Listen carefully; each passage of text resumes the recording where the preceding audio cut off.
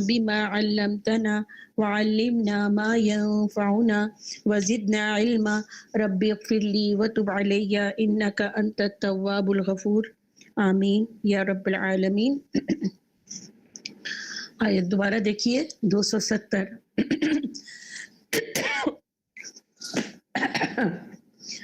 وما انفقتم من نفقة او نذرتم من نذر فإن اللہ یعلم وما للظالمین من انصار۔ اس کا ترجمہ، لفظی ترجمہ ہم پڑھ چکے تھے۔ اس میں مجھے جو ترجمہ ایک دفعہ ہم پڑھ لیتے ہیں۔ تم نے جو کچھ بھی خرچ کیا ہو اور جو نظر بھی مانی ہو، اللہ کو اس کا علم ہے اور ظالموں کا کوئی مددگار نہیں۔ تو اس میں نظر جو ہے، نظر کیا ہوتی ہے؟ نظر یہ ہے کہ آدمی اپنی کسی مراد کے بر آنے پر کسی ایسے خرچ یا کسی ایسی خدمت کو اپنے اوپر لازم کر لے جو اس کے ذمے فرض نہ ہو۔ ٹھیک ہے، یعنی اللہ نے ہم پر فرض نہیں کہ ہم نے خود ہی مان لی وہ کہ میرا فلاں کام ہو جائے گا تو میں یہ کروں گی یا وہ کروں گی، یہ اللہ نے نہیں کیا، انسان نے اپنے اوپر اسے خود فرض کر لیا۔ اور فرض کرنے کا کیا مطلب ہے؟ عہد کر لیا اللہ سے۔ اگر یہ مراد کسی حلال اور جائز امر کی ہے اور اللہ سے مانگی گئی ہے اور اس کے پورا ہونے پر جو عمل کرنے کا عہد آدمی نے کیا ہے وہ اللہ ہی کے لیے ہو تو ایسی نظر اللہ کی اطاعت میں ہے۔ ٹھیک ہے، اللہ کی اطاعت میں ہوگی، لیکن یہ اللہ نے نہیں کہا آپ سے کہ آپ فلاں کام آپ کا ہو گیا، اب آپ 2 رکعت نفل شکرانے کے پڑھیں، اور اس کا پورا کرنا اجر و ثواب کا موجب ہے۔ اگر یہ صورت نہ ہو اور کسی گناہ کے کام پر یا کسی ایسی چیز پر مانگی گئی ہو جس پہ عذاب ہونا ہے تو یہ پھر باعث عذاب ہوگی۔ جیسے میں نام نہیں لوں گی، لیکن کچھ ایکٹرز جو ہیں وہ جاتی ہیں، طواف بھی کرتی ہیں اور اعتکاف میں بیٹھتی ہیں اور دعا کیا کرتی ہیں کہ ہماری فلاں فلم کامیاب ہو جائے۔ تو یہ کون سی نظر ہے پھر، اور یہ کون سا اقدام ہے؟ معصیت پر ہے نا، گناہ پر ہے، اور یہ پھر اس کے لیے کوئی اجر نہیں بلکہ گناہ ہوگا۔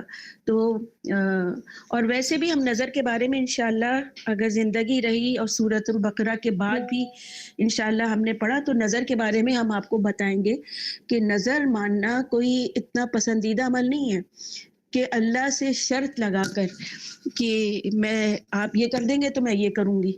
اللہ سے شرط نہیں لگایا جا سکتی۔ ہم نے یہ پڑھا ہے نا کہ مفاتیح الغیب ہے اللہ تعالیٰ نا، اس کے پاس تو غیب کی کنجیاں ہیں، وہ آپ کو کیا دے دے، آپ نے جو مانگا اس سے بڑھ کے دے دے، یا جو آپ کے پاس ہے اسے بھی چھین لے۔ ہم یہ تعین نہیں کر سکتے۔ تو بہرحال اس کے شکر میں الگ سے نوافل پڑھ سکتے، سب سے بڑھ کے تو سجدہ شکر ہے جو کر سکتے ہیں امت محمدی میں، اور پھر صدقہ و خیرات کر سکتے ہیں، لیکن یہ شرط لگانا یہ ناپسندیدہ ہے۔ اور اس میں رسول صلی اللہ علیہ وسلم کی حدیث ابھی لکھی بھی نہیں ہے میرے پاس، لیکن وہ یہی ہے کہ جو نظر مانتا ہوتا ہے وہ کیا کرتا ہے، مالی اگر نظر ہے کہ میں فلاں صدقہ خیرات کروں گا تو حدیث کا مفہوم ہے کہ رسول صلی اللہ علیہ وسلم نے فرمایا کہ نظر کچھ نہیں کرتی سوائے اس کے کہ بخیل سے اس کے پیسے نکلوا لیتی ہے۔ انشاءاللہ ہم یہ حدیث بھی انشاءاللہ آگے پڑھیں گے۔ تو یہ اس سے مراد تھی۔ اچھا، پھر اس کے بعد جو ہے ایک چیز مجھے آپ کو اور بھی بتانی تھی،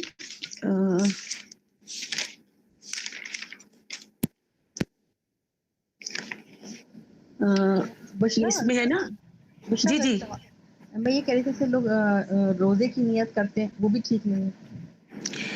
نہیں، دیکھیں کریں نیت، لیکن وہی بات ہے نا کہ جیسے حضرت مریم کی والدہ نے بھی کی تھی نا کہ میں اس کو ہیکل میں بھیجوں گی، تو رسول صلی اللہ علیہ وسلم نے جو بتایا ہے نا کہ یہ کوئی مطلب اتنا پسندیدہ عمل نہیں ہے۔ ویسے آپ اللہ کے شکر میں رکھیں، روزے نوافل پڑھیں، صدقہ خیرات کریں، لیکن خاص طور پہ اس طرح کر کے تو بہرحال اس میں آپ نیٹ پر بھی رجوع کر سکتی ہیں، اور اس پہ آپ کو پچھلی جو تفسیر کی کلاسز ہم نے لی تھی اس میں آپ کو احادیث بھی بتائی تھی، اور انشاءاللہ تعالی مجھے اگر یاد رہا تو میں گروپ میں احادیث بھی انشاءاللہ تعالی شیئر کروں گی۔ بہرحال ٹھیک ہے۔ اچھا، اس میں ایک چیز تھی کہ جو زمین سے نکلتی ہے پیداوار، یہ نا آیت نمبر 276، یہ بھی ذرا دیکھ لیجئے، یہ میں آپ کو بتانا بھول گئی تھی. یا ایھا آمنوا انفقوا من طیبات ما کسبتم ومما اخرجنا لکم من الارض، یعنی زمین سے جو بھی کچھ نکلتا ہے اس کے بارے میں بھی ہے یہ کہ اے لوگوں خرچ کرو. نکال لی آپ لوگوں نے آیت نمبر ہے 267. اے ایمان والو خرچ کرو. خرچ بھی کیسا؟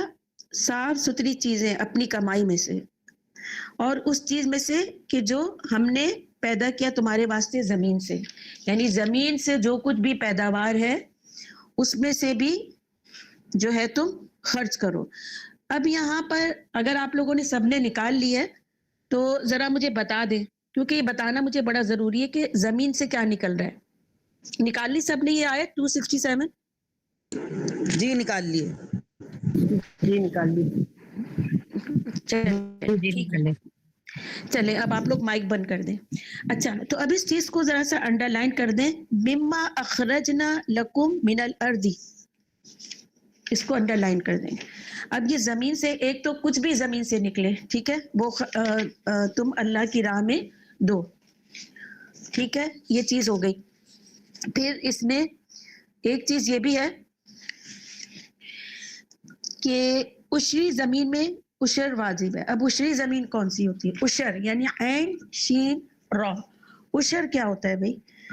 تو یہ جو آیت ہے امام ابو حنیفہ نے استدلال کیا ہے کہ عشری زمین کی ہر قلیل اور کثیر پیداوار پر عشر واجب ہے. عشری زمین وہ ہے جس پہ کہ کھیت وغیرہ اگتے ہیں، کوئی پیداوار اگے اس پر عشر یعنی زمین کی زکوٰۃ واجب ہے. جیسے کہ سورہ انعام میں آتا ہے آتو حقہ یوم حصادہ، کہ جب تم اپنی فصلوں کو کاٹو تو اس کا حق دو. کیا دو؟ حق یعنی عشر دو. عشر کیا ہے؟ زکوٰۃ کی زمین، زکوٰۃ الارض ہے. تو وجوب عشر میں یہ آ جاتا ہے کہ یہ عشر واجب ہے. تو زمین پر دو طرح کے ٹیکس ہوتے ہیں، ایک تو اسلامی ٹیکس جو کہ عشر ہے، اسلامی زکوٰۃ، اور دوسرا خراج ہے. خراج کا کیا مطلب ہے؟ جو اسلامی حکومت کسی زمین پر ٹیکس لگاتی ہے، ٹھیک ہے. تو یہ پھر اسلامی شریعت میں یہ دو الفاظ ہیں، عشر کیا ہے؟ زکوٰۃ الارض یعنی زمین کی زکوٰۃ، اور خراج کیا ہے؟ ٹیکس زمین کا جو ایک اسلامی حکومت لیتی ہے. تو ان دونوں میں ایک بات مشترک ہے کہ اسلامی حکومت کی طرف سے زمینوں پر عائد کردہ ٹیکس کی ایک حیثیت ان دونوں میں ہے. لیکن ان دونوں میں فرق کیا ہے؟ عشر کیا ہے؟ یعنی زمین کی زکوٰۃ، وہ کیا ہے؟ ٹیکس نہیں ہے، وہ صرف ٹیکس نہیں ہے، یعنی ٹیکس کی مد میں تو آ رہی ہے لیکن صرف ٹیکس نہیں ہے، بلکہ اس میں ٹیکس سے زیادہ اصلی حیثیت مالی عبادت کی ہے. اصلی حیثیت کیا ہے؟ ٹیکس سے بڑھ کے اصلی حیثیت کیا ہے؟ مالی عبادت کی ہے، یعنی زکوٰۃ کی. اس لیے اس کو زکوٰۃ الارض، ارض کس کو کہتے ہیں؟ زمین کو زکوٰۃ الارض کہا جاتا ہے. عشر کو کیا کہا جاتا ہے؟ یعنی ایک طرح کا یہ ٹیکس بھی، اور ٹیکس بھی کیسا؟ دینی ٹیکس، اس لیے اس کو زکوٰۃ الارض کہا جاتا ہے. اور خراج کیا ہے؟ خروج کہتے ہیں نا، نکلنا، خارج ہوا. خراج کیا ہے؟ وہ خالص ٹیکس ہے جو کوئی حکومت عائد کرتی ہے، جس میں عبادت کی کوئی حیثیت نہیں ہے، ٹھیک ہے، اس میں عبادت کی کوئی حیثیت نہیں ہے. مسلمان چونکہ عبادت کے اہل اور پابند ہیں، ان سے جو زمین کی پیداوار کا حصہ لیا جاتا ہے اس کو عشر کہتے ہیں. زمین کی پیداوار کا جو حصہ لیا جائے اس کو عشر کہتے ہیں. اور غیر مسلم چونکہ عبادت کے اہل نہیں ہیں، ان کی زمینوں پر جو کچھ عائد کیا جاتا ہے اس کا نام ٹیکس ہے، ٹھیک ہے. یعنی نان مسلم کنٹریز میں بھی زمینوں پر ٹیکس ہوتا ہے، تو اس میں ان کی عبادت تو داخل نہیں ہوگی، تو وہ کیا ہے؟ پھر پیورلی وہ ٹیکس ہے. لیکن اسلامی حکومت میں یہ عبادت کے طور پہ دیا جائے گا، اس لیے اس کو عشر کہتے ہیں. تو عملی طور پر زکوٰۃ اور عشر میں کیا فرق ہو گیا؟ دیکھیں اس کو غور سے سنیں، بینگ اے مسلم ہمیں یہ پتا ہونا چاہیے. زکوٰۃ اور عشر کا تعلق زمین کی پیداوار سے ہے، ٹھیک ہے، اور یہ زمین کی زکوٰۃ ہے. جبکہ ٹیکس کیا ہے؟ یہ اسلامی حکومت بھی نافذ کرتی ہے، غیر اسلامی حکومت بھی نافذ کرتی ہے زمینوں پر. ٹھیک ہے, اس کا عبادت سے کوئی تعلق نہیں ہے. پھر دوسرا فرق کیا ہے کہ سونا چاندی اور تجارت کے مال پر زکوٰۃ سال بھر گزرنے کے بعد عائد ہوتی ہے. یعنی جو جس سال آپ نے سونا خریدا, فرض کریں فروری میں سونا خریدا, 1 سال گزر گیا, صحیح ہے, اب جو دوسری فروری آئے گی اس کے بعد والی فروری پر آپ کو لازمی زکوٰۃ دے دینی ہے. چاہے آپ کو سونا بیچنے, مطلب چاہے آپ کا سونا آپ قیمت معلوم کری, چاہے وہ گھاٹے میں جا رہا ہو چاہے وہ فائدے میں جا رہا ہو, اس پہ زکوٰۃ دینی ہے, یعنی اس وقت کی قیمت کے لحاظ سے. اچھا, تو سال گزرنے پر مال تجارت یا سونا چاندی پر زکوٰۃ عائد ہوتی ہے. جبکہ عشر میں کیا ہوتا ہے کہ عشر زمین سے پیداوار حاصل ہوتے ہی واجب ہو جاتی ہے. ادھر کٹائی ہوئی فصل کی, ادھر عشر واجب ہو گیا. اب وہ سال میں 1 دفعہ بھی ہو سکتا ہے, 2 دفعہ بھی ہو سکتا ہے. ٹھیک ہے, تو یہ فرق ہو گیا ٹیکس میں اور پھر عشر اور زکوٰۃ میں. دوسرا فرق یہ بھی ہے کہ اگر زمین سے کوئی پیداوار نہ ہو, بنجر زمین ہے, کوئی پیداوار, زمین تو ہے لیکن کوئی پیداوار نہیں ہو رہی اس کے اوپر, تو پھر عشر نہیں رہے گا, عشر ساقط ہو جاتا ہے. ٹھیک ہے, لیکن اموال تجارت اور سونے چاندی پر اگر کوئی نفع بھی نہ ہو تب بھی پورا سال ہونے پر زکوٰۃ فرض ہوگی. یہ بات سب کو سمجھ میں آ گئی؟ ورنہ تو پوچھ لیجئے تاکہ پھر میں آگے شروع کروں. ٹھیک ہے بشرا, آپ کو سمجھ آئی؟ جی. اور باقی یہ نورین کون ہے؟ نورین آپ کو سمجھ میں آئی؟ جی السلام علیکم. وعلیکم السلام ورحمۃ بس یہ ایک دفعہ بس یہ عشر والا تو آ گیا, وہ دوبارہ ایک اور چیز جو آپ نے ریپیٹ کری تھی نا, وہ تھوڑا سا صرف سمجھا دیں, وہ میں لکھ بھی رہی ہوں. اچھا اصل میں آج میں نے فرسٹ اٹیمپٹ بھی کیا ہے. اچھا نورین, آپ کہاں سے ہیں؟ میں تھوڑا سا جاننا چاہ رہی تھی, آپ کا گروپ میں میسج دیکھتی رہتی ہوں. تو میں جو ہوں میں زیبا کی دوست ہوں نا. اچھا ٹھیک ہے صحیح. اچھا دیکھیں, ایک ہوتا ہے زکوٰۃ عام چیزوں کی, سونا چاندی اور زمین, سونا چاندی اور مال تجارت پہ زکوٰۃ ہے, وہ سال ختم ہونے پر آپ کو زکوٰۃ دینی ہے. ایک ہوتا ہے زمین کی عشر, زمین کی جو زکوٰۃ ہے اس کو عشر کہتے ہیں, بس یہ یاد رکھیں. زمین کی زکوٰۃ عشر کہلاتی ہے, اور وہ جیسے ہی فصل کٹے گی وہ واجب ہو جائے گی. جبکہ عام چیزیں سونا چاندی اور مال تجارت پہ سال گزرنے پر زکوٰۃ واجب ہوگی. ٹھیک ہے, اور جو ٹیکس ہے نا, ٹیکس زمین کا ٹیکس جو کہ اسلامی حکومت بھی نافذ کرتی ہے اور نان اسلامک بھی, وہ عبادت نہیں ہے, وہ آپ کو اسلامی حکومت کو یا غیر اسلامی حکومت کو پے کرنا ہے, وہ ٹیکس ہے. ٹھیک ہے. ٹھیک ہے, وعلیکم السلام ورحمۃ اللہ. جی یہ پوچھنا تھا, ہمارا ایک پلاٹ ہے اس پہ تو نہیں ہوگی زکوٰۃ, جیسے وہ 6-7 سال ہو گئے اس کو. دیکھیں مال تجارت پر ہے, مال تجارت پر اور سونا چاندی پر. تو یہ جو پلاٹ والی بات ہے نا, یہ آپ کی تو مطلب عشر میں تو نہیں آ رہا نا یہ. ٹھیک. لیکن کون پوچھ رہی ہے؟ فرا, صوفیہ جی آپ ایک کام کریں. فرا پوچھ رہی ہیں. اچھا فرا, دیکھیے ایک کام کریں, آپ گوگل پہ جائیں, اپنا مسئلہ لکھیں, ٹھیک ہے, اور اس کو نا آپ سرچ کریں, آپ کے پاس فتاوی کھلتے چلے آئیں گے, فتوے جو نا فتوے وہ کھلتے چلے آئیں گے. ٹھیک ہے, تو اس میں بہت محتاط ہونے کی ضرورت ہے, اس میں آپ کئی علماء کی رائے لیں پھر قدم اٹھائیں. ٹھیک ہے, جزاک اللہ. جی ایک بات پوچھنی تھی. جی وعلیکم السلام. 7.5 تولے میں ہے نا, مطلب سونے میں, تو 7.5 زمین کی کیا حد ہے؟ زمین کی کیا حد ہے یہ تو مجھے نہیں معلوم ہے, یہ بھی آپ گوگل پہ سرچ کریں. کہ اب ایسا نہیں ہے کہ آپ کے پاس 1000 گز کا پلاٹ ہے, اس میں آپ کا گھر بھی بنا ہے اور اس میں آپ نے سبزی لگائی بھی ہے, تو اس پہ کوئی عشر نہیں ہوگا. اس کے لیے میرے خیال سے کوئی بہت بڑی یعنی ایک زمین چاہیے ہوگی جس میں ایک باقاعدہ نظام ہو, کسان موجود ہوں, اور وہ پیداوار جو ہے وہ لوگوں کے کام آتی ہو, ملک کے کام آتی ہو. تو اس کو بھی صوفیہ آپ گوگل پہ ٹائپ کریں, تو آپ کو انشاءاللہ فتوے مل جائیں گے، لیکن آپ ضرور ٹائپ کر کے پوچھیے گا تاکہ شرح صدر ہو اور آپ کو صحیح معلومات بھی حاصل ہو سکے۔ ویسے جو کھیت ہوتے ہیں بڑے مطلب جس میں پیداوار ہوتی ہے اس میں کیا ہوگا؟ اس میں مطلب کتنا دینا ہوگا؟ نہیں وہ آپ عشر کا جو نظام ہے نا اس کی ایک الگ ہی وہ ہے، اور وہ آپ جیسے ہی فصل کٹے گی تو اس کا حصہ جو ہے وہ بانٹا جائے گا، اس کی زکوٰۃ دی جائے گی۔ تو بشرا اب جو کاروباری طور پہ بہت بڑے کاروباری طور پہ جو یہ کام ہوتے ہیں جی انہیں جی سے متعلق کی باتیں ہیں نا ساری، نہیں چھوٹے موٹے جو اپنے نہیں نہیں وہ نہیں ہے، وہ گارڈن نہیں وغیرہ ہے، اس میں تو اس میں نہیں ہے۔ اور یہ جو ہے یہ بار بار آپ لوگوں سے کہہ رہی ہوں کہ آپ ضرور بہت اچھا ڈیٹیل میں آپ کو کئی فتوے مل جائیں گے جس میں کہ آپ کو صحیح معلومات بھی ہو جائے گی۔ چلیں اب ہم اپنا سبق شروع کرتے ہیں۔ بشرا مجھے جی یہ بتائیے کہ جب عشر ہے تو عشر میں ہم نے جیسے پھل ہے یا سبزی کچھ بھی اگایا تو کیا ہمیں پھل سبزی کی شکل میں دینا ہے یا پیسے کی شکل میں بدلنا ہے؟ اس میں میرے خیال سے تو وہی پیداوار میں سے دینا ہوگا، یا ہو سکتا ہے پیسوں میں بھی۔ یہی میں آپ کو کہہ رہی ہوں کہ آپ نا گوگل پہ ٹائپ کریں اور آپ کے پاس وہ انشاءاللہ سب آ جائے گا لکھا ہوا، ٹھیک ہے؟ کیونکہ حق کا حسادی ہی میں جو بات مجھے سمجھ میں آ رہی وہ یہی ہے کہ کچھ نہ کچھ پیداوار کا حصہ دینا ہوگا۔ واللہ اعلم، آپ ضرور معلوم کر لیں، بہت نازک مسئلہ ہے یہ۔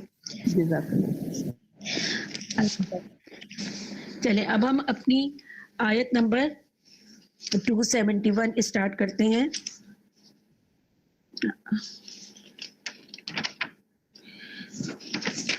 جی اعوذ باللہ من الشیطان الرجیم۔ ان تبدو صدقاتی فنعما ہی، ان اگر تبدو ظاہر یعنی اعلانیہ دو، صدقاتی خیرات کو، فنعما ہی تو اچھی بات ہے یہ، وَإِن اور اگر تخفوها تم اس کو چھپاؤ، وَتُؤْتُوهَا الْفُقَرَاءَ وَتُؤْتُوهَا اور وہ پہنچاؤ، الفقراء تنگ دست کو، فہوا تو وہ خیر لکم بہتر ہے، لکم تمہارے لیے، واہ اور یکفرو دور کر دے گا، عنکم تم سے، من سے یعنی کچھ، سیئاتکم تمہارے گناہ، واللہ اور اللہ، بیما جو کچھ تم تعملون عمل کرتے ہو، خبیر باخبر ہے۔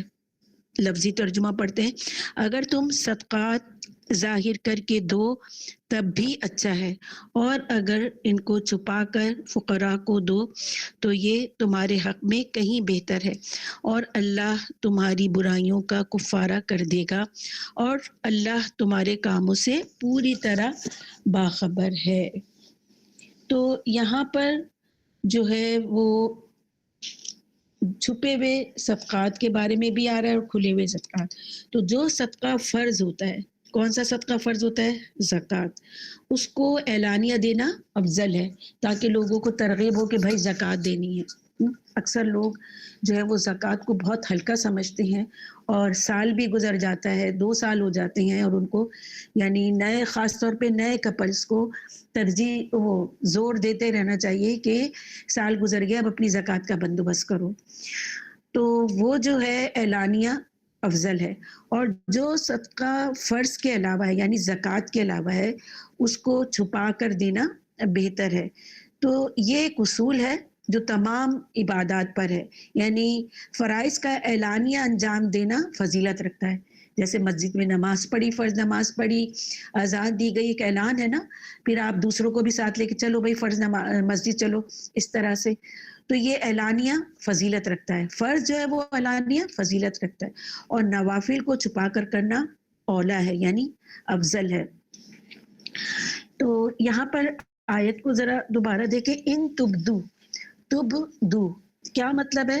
بدا، تبدو کس سے؟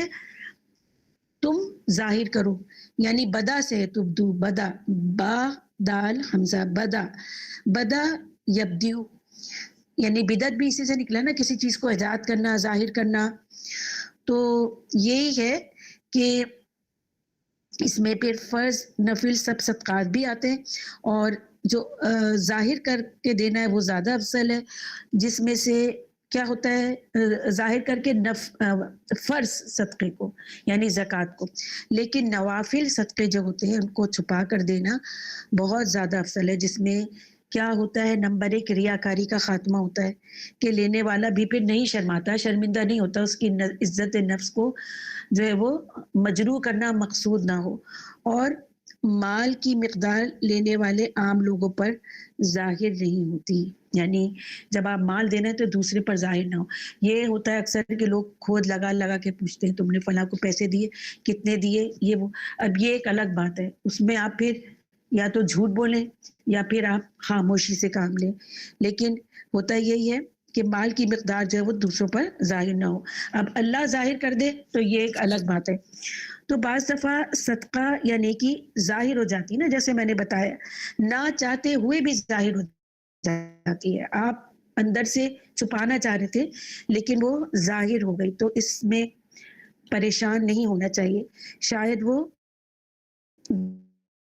دوسرے کے لیے بھی عمل کا باعث ہو، آپ کی نباب دے رہے ہوں اور آپ کو دیکھ کر دوسرا بھی اس خیال میں آ جائے کہ مجھے بھی دینا چاہیے، تو یہ بھی انسان کے حق میں بہت اچھا ہے، جب تک کہ اس کی اپنی اندر سے نیت خراب نہ ہو، کیونکہ انما الاعمال بالنیات، اعمال کا دار و مدار نیت پہ ہے، تو بار بار نیت کو چیک کرنا بڑا ضروری ہے۔ بڑے سے بڑا عمل نیت کی خرابی کی وجہ سے ضائع ہو جاتا ہے، اور ریاکاری تو ویسے بھی شرک ہے، کیونکہ نبی صلی اللہ علیہ وسلم نے فرمایا الدال علی الخیر کفاعلہ، نیکی کا راستہ بتانے والا ایسا ہی ہے جیسے خود کرنے والا، یعنی آپ نے کسی کو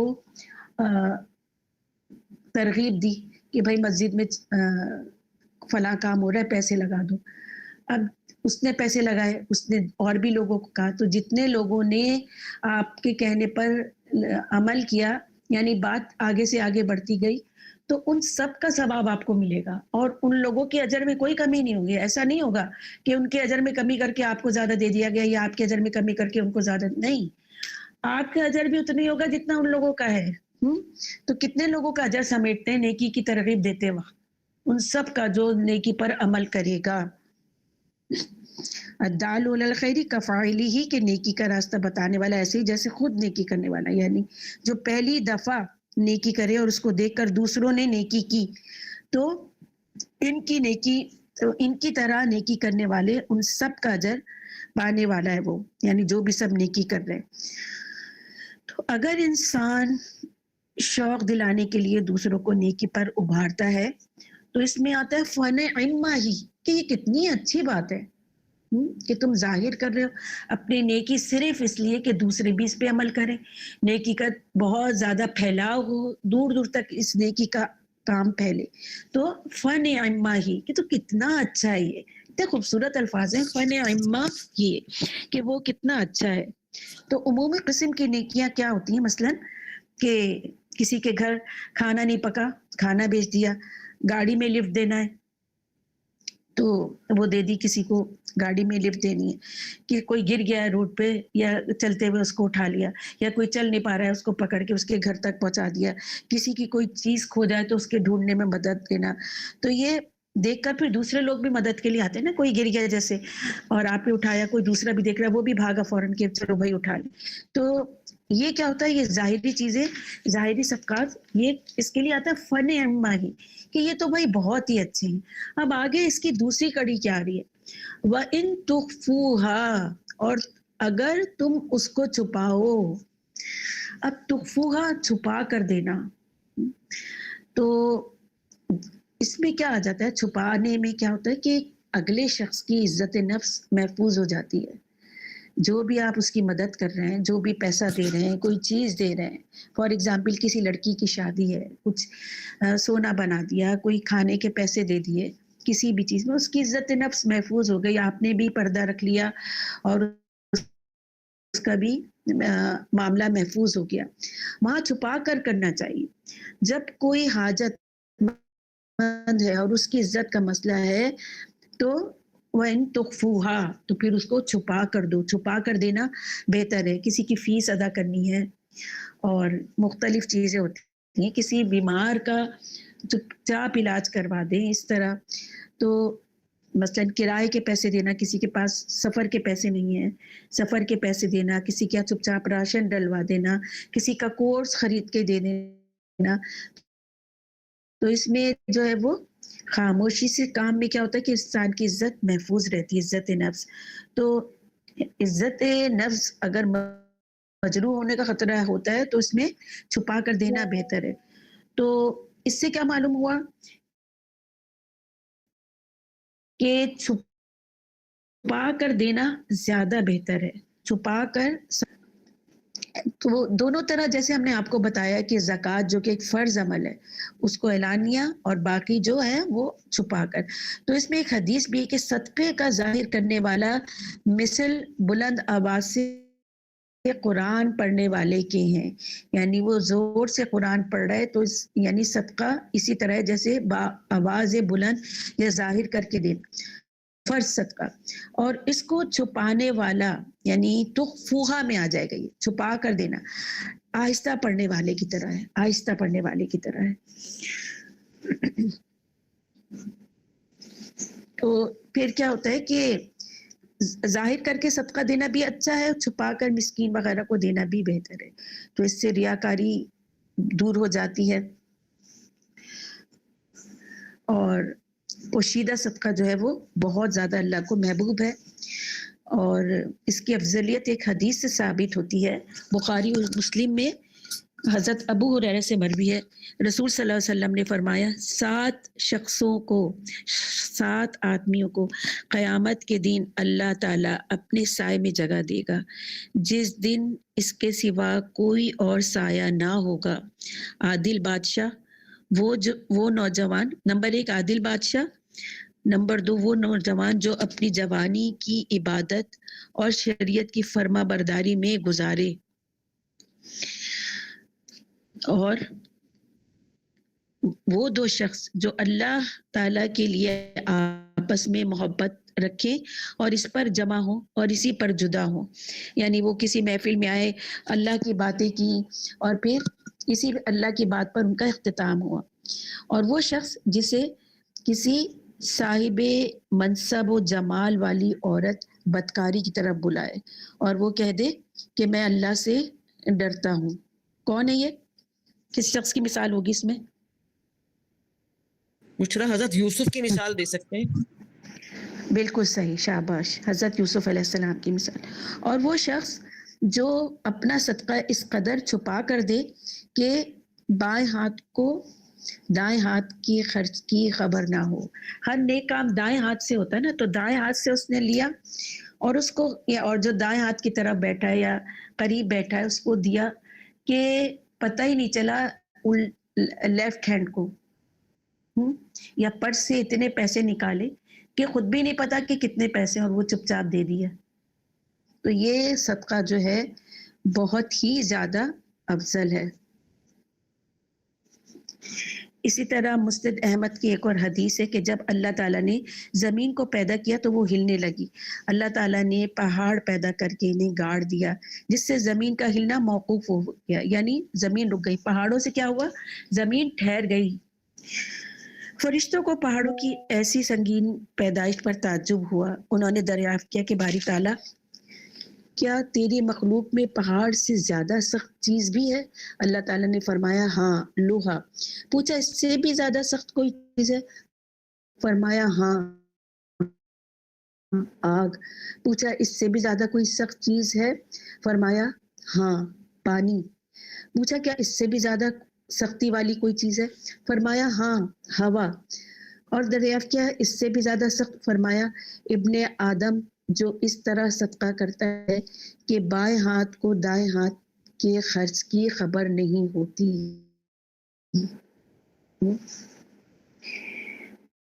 تو افضل صدقہ ہے جو پوشیدگی سے کسی حاجت مند کو دے دیا جائے, باوجود مال کی قلت کے پھر بھی اللہ کی راہ میں خرچ کیا جائے. پھر آپ صلی اللہ علیہ وسلم نے اس آیت کی تلاوت کی. ایک اور حدیث میں ہے کہ پوشیدگی کا صدقہ اللہ کے غضب کو بجھاتا ہے. حضرت شعبی فرماتے ہیں کہ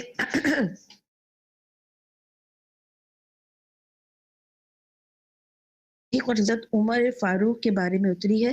حضرت عمر تو اپنا آدھا مال حضور کے پاس لائے اور حضرت ابو بکر نے جو کچھ تھا سب لا کے رکھ دیا۔ آپ صلی اللہ علیہ وسلم نے پوچھا اپنے گھر والوں کے لیے کچھ چھوڑ آئے ہو؟ حضرت عمر فاروق نے جواب دیا اتنا ہی، یعنی آدھا لائے تو آدھا گھر والوں کے لیے چھوڑ دیا۔ اور حضرت صدیق نے کیا جواب دیا؟ ابو بکر صدیق نے، حالانکہ وہ ظاہر نہیں کرنا چاہتے تھے اور چپکے سے سب کا کیا کہا کہ سب کا سب حضور کے حوالے کر چکے تھے، لیکن جب ان سے پوچھا گیا تو انہوں نے کہا کہ اللہ تعالیٰ کا وعدہ اور اس کے رسول کی فرما برداری چھوڑے آیا ہوں اپنے گھر، سب لے آیا یعنی۔ تو حضرت عمر یہ سن کر رو دیے اور فرمانے لگے اللہ کی قسم جس کسی نیک کام کی طرف ہم لپکے ہیں اس میں اے صدیق آپ کو آگے ہی آگے پاتے ہیں۔ اس طرح سے نیکی کرنے والے، یعنی آیت کا الفاظ عام ہے کہ صدقہ خواہ فرض ہو یا خواہ نفلی، زکوٰۃ ہو یا خیرات، اس کی پوشیدگی اظہار سے افضل ہے، پوشیدہ دینا بھی افضل ہے۔ اور حضرت ابن عباس سے مروی ہے کہ نفلی صدقہ پوشیدہ دینا 70 گنا فضیلت رکھتا ہے، لیکن فرضی زکوٰۃ کو اعلانیہ ادا کرنا 25 گنا فضیلت رکھتا ہے۔ ٹھیک ہے، اور پھر فرمایا آیت میں دیکھیے کہ ان سب سے ہوگا کیا کہ تم جب چھپا کے دیتے ہو یا ظاہر کرتے ہو، وَتُؤْتُوهَا الْفُقَرَاءَ هُوَ خَيْرٌ لَكُمْ، چھپا کر فقراء کو دو تو یہ تمہارے حق میں کہیں بہتر ہے۔ کیسے حق میں بہتر ہے؟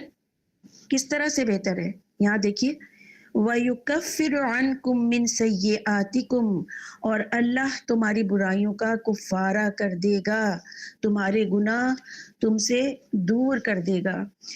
گناہ یا سیئات یا برائی کیا ہوتی ہے؟ جو انسان کے حق میں بری ہو، دین دنیا کی دونوں تکالیف، بیماریاں، مصیبتیں، گناہ، یہ سب سیئات میں آ جائیں گی۔ تو مسند احمد کی روایت ہے الصدقۃ تطفی الخطیئۃ کما یطفی الماء النار، صدقہ گناہ کو اس طرح بجھا دیتا ہے جیسے پانی آگ کو بجھا دیتی ہے۔ اس طرح یہ صدقہ گناہوں کو بجھا دیتا ہے۔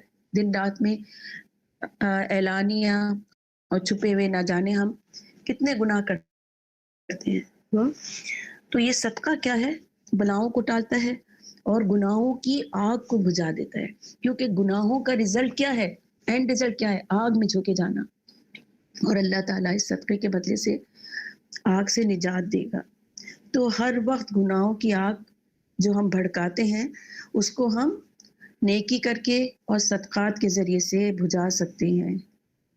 اور صحابہ کرام بڑھ بڑھ کے صدقہ کیا کرتے تھے، ذرا سی غلطی ہوتی وہیں صدقہ کرتے، ذرا سی بھی غلطی ہوتی تو وہیں وہ صدقہ کرتے، اتنا ان کا عمل تھا صدقے والا۔ تو اس آیت سے ایک بات اور یہ بھی پتہ چلتی ہے کہ اعمال کے بھی درجے ہوتے ہیں، ہے نا؟ جیسے یہ چھپا کے دینا زیادہ افضل ہے، تو اعمال زیادہ افضلیت والا ہو گیا نا، زیادہ درجے والا ہو گیا، تو اعمال کے بھی درجے ہوتے ہیں۔ تو پیغمبروں کے درمیان بھی درجے ہیں، مراتب ہیں، اسی طرح اہل ایمان کے درمیان بھی درجے اور مراتب ہیں۔ اعمال کے درمیان یعنی جو اعمال کر رہے ہیں ان کے درمیان بھی درجے ہیں۔ مثلاً کھلا صدقہ بھی اچھا ہے، لیکن خفیہ صدقہ اس سے کہیں بہتر ہے۔ عرش کا سایہ جبکہ قیامت میں ہر شخص نفسی نفسی کر رہا ہوگا اور سورج سما نیزے پر ہوگا، اور کانوں کی لو تک یعنی اپنے گناہوں کے مطابق اتنا پسینہ انسان کو آئے گا کہ حد تک کہ کانوں کی لو تک پہنچ جائے گا۔ وہ ایسے موقع پر کیا ہوگا کہ جو ہے وہ صدقہ جو ہے وہ گناہوں سے ڈھال بن جائے گا، اور خفیہ صدقہ اس سے بہتر ہے۔ تو زکوٰۃ جو ہے وہ کھلا صدقہ ہے، لیکن جب نماز اور زکوٰۃ کا ساتھ ذکر آتا ہے نا اکثر قرآن کریم میں، نماز کا اور زکوٰۃ کا ذکر آئے تو نماز بہتر ہے۔ یعنی اب اعمال کی جو ہے آپ کمپیریزن کریں تو ایک تو کھلے اور چھپے صدقے میں چھپا صدقہ بہتر ہے، اسی طرح جب نماز اور زکوٰۃ کا ذکر آتا ہے کہیں قرآن کریم میں، ساتھ ساتھ ایسی بہت سی آیات ہیں جس میں سب سے پہلے پھر نماز کا ہی ذکر آئے گا. تو نماز زیادہ بہتر ہے، زیادہ بہتر عبادت ہے، اس لیے کہ دن میں 5 دفعہ دی جاتی ہے. اور یعنی دن میں نماز کا کتنا ذکر ادائیگی ہوتی ہے؟ 5 دفعہ. پھر اگر اشراق، چاشت اور وہ ملا لیں تہجد تو 8 دفعہ نماز ہوتی ہے. جبکہ صدقہ کتنی دفعہ؟ اتنی دفعہ تو نہیں دیا جاتا نا دن میں. تو یہ بہتر ہے. اور بعض نیک اعمال زمانے کے اعتبار سے بھی افضل ہیں. مثلا رمضان میں نیکی کرنا بہت بڑی افضلیت ہے. یہ بات ذرا سمجھنے کی کوشش کریں کہ جو کمپیریزن ہو رہا ہے کہ پہلے کیا تھا، اچھا چھپا کے صدقہ کرنا اور ظاہر صدقے میں چھپا کے افضل ہے. پھر جو ہے وہ پیغمبروں کے مراتب میں اہل ایمان میں بھی درجے ہیں. اسی طرح سے پھر جب قرآن کریم کی آیات میں نماز اور زکوٰۃ کا ساتھ ساتھ ذکر آتا ہے تو کیا ہے، نماز زیادہ افضل ہے. تو بعض نیک اعمال زمانے کے اعتبار سے بھی افضل ہیں. ٹھیک ہے، اس میں بھی کمپیریزن ہے، زمانے کے اعتبار سے بھی کمپیریزن ہے. وہ کیا ہے کہ رمضان میں صدقہ خیرات اور نوافل جو ہے وہ پڑھنا کئی گنا ثواب کا موجب بنتا ہے، کئی گنا اس میں ثواب ملتا ہے. ایک تو رمضان کا مہینہ ہو گیا بیش بہا اجر کمانے کا ذریعہ. دوسرا عشرۃ ذوالحجہ، یہ بھی 10 دن ایسے ہیں جن میں کہ نیکی کمانا، جیسے کہ حدیث ہے کہ نیکی اور عبادت کرنا افضل ترین ہے. صحیح حدیث میں ہے کہ کوئی عمل ان دنوں کے یعنی عشرہ ذوالحجہ یعنی 10 دن ہے، اس سے کوئی عمل اتنا بہتر نہیں جو ان دنوں میں کیا گیا عمل ہے، وہ سب سے زیادہ اللہ کو محبوب ہے. یہ بات ہو گئی. اسی طرح لیلۃ القدر اس رات یعنی ان راتوں کی عبادت بھی بہت افضل ہے. جیسے آتا ہے نا لیلۃ القدر خیر من الف شہر، 1000 راتوں سے بہتر ہے، 1000 راتوں سے. تو صدقات کی بات ہو گئی، پھر نماز زکوٰۃ کی بات ہو گئی، پھر جو ہے وہ زمانے کے اعتبار سے نیکی کے فضائل ہو گئے کہ رمضان میں عشرہ ذوالحجہ میں نیکی کرنا، پھر لیلۃ القدر کی عبادتیں. تو اور اس میں بھی بعض عبادتیں لیلۃ القدر میں قبولیت کی گھڑیاں ہوتی ہیں، اس میں دعا بہت زیادہ قبول ہوتی ہے. پھر اسی طرح جمعے کی بھی ایک گھڑی ہوتی ہے جیسے عصر اور مغرب کے درمیان کی، اس میں بھی دعائیں قبول ہوتی ہیں اور عبادتیں مبرور ہوتی ہیں. اور اسی طرح یہ زمانے کے اعتبار سے ہوتی ہیں کہ وہاں جو ہے نیکی کرنا بڑی. نماز کا ثواب کتنا ہوتا ہے؟ 1,00,000 کے برابر. اور مسجد نبوی میں ایک نماز کا ثواب 1000 نمازوں کے برابر ہوتا ہے.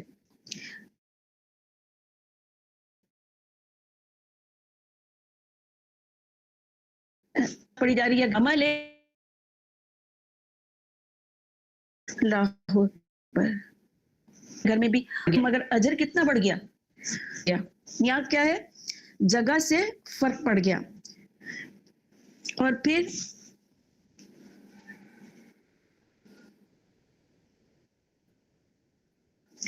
اب کام کو عمدہ طریقے سے کرنا اور کام کو بددلی سے کرنا، وہ بھی ہمارے لیے کیا ہے، اجر میں بڑھنا یا کم کرنا ہوتا ہے. تو جو ہم خوش دلی سے کرتے ہیں، دل کے پورے ثبات کے ساتھ کرتے ہیں، خالص نیت کر کے کرتے ہیں، تو وہ عمل اللہ کے یہاں بہت مقبول ہوتا ہے. اور وہ کیا ہے، وہ ہمارے اپنے ہی لیے ہوتا ہے وہ عمل. جیسے کہ ابھی آیت میں دیکھیں دوبارہ کہ وَيُكَفِّرْ عَنْكُمْ سَيِّئَاتِكُمْ وَهُوَ خَيْرٌ لَكُمْ. یہ بھی ہے نا کہ جو تم خوش دلی سے کرو گے یعنی جو بھی عمل، تو وہ تمہارے اپنے لیے ہے. اللہ کو اس سے کیا فائدہ ہوگا؟ اللہ کے ہر اجر اور ثواب کا ذریعہ ہماری اپنی ذات ہوتی ہے نا. تو اس لیے قیامت میں ہم حسرت کریں گے کہ کاش میں اس سے بہتر کر کے آتا. کام کی کوالٹی پر جو ہوتی ہے نا، یعنی ورک کی ادائیگی، وہ بھی بڑا میٹر کرتی ہے کہ آپ نے تھوڑا سا کام کس دلی سے کیا ہے، بڑا کام کس دل سے کیا ہے. بعض دفعہ چھوٹے چھوٹے کام بہت زیادہ اجر اور ثواب کا باعث بنتے ہیں. ان کاموں سے جو کہ بڑے کام ہیں مگر ان میں بددلی اور ریاکاری ہوتی ہے. اس لیے قیامت میں ہم حسرت کریں گے کہ کاش میں اس سے بہتر کام کر کے آتا. اس لیے قیامت کو کیا کہا جاتا ہے؟ یوم الحسرت. یوم الحسرت، کہ وہ حسرت کا دن ہوگا کہ میں تو اس سے بھی اچھا کر سکتی تھی، میں تو اس سے اچھا صدقہ کر سکتی تھی، نماز اس سے بہتر پڑھ سکتی تھی، اور فلاں جگہ میں نے سفر کیا، کاش میں اس میں اپنی تسبیح کرتی رہتی. تو اعمال زمانے کے لحاظ سے جیسے میں نے آپ کو بتایا کہ رمضان اور ذوالحجہ اور زمانہ جگہ کے لحاظ سے جیسے حرم، مسجد نبوی، اور کچھ اعمال کی کوالٹی کے اعتبار سے کہ کتنا اچھے طریقے سے وہ کام کیا. چھوٹا سا کام اگر احسان کے درجے پر کیا جائے تو اس کا اجر بھی پھر وہ محسنین والا ہوتا ہے.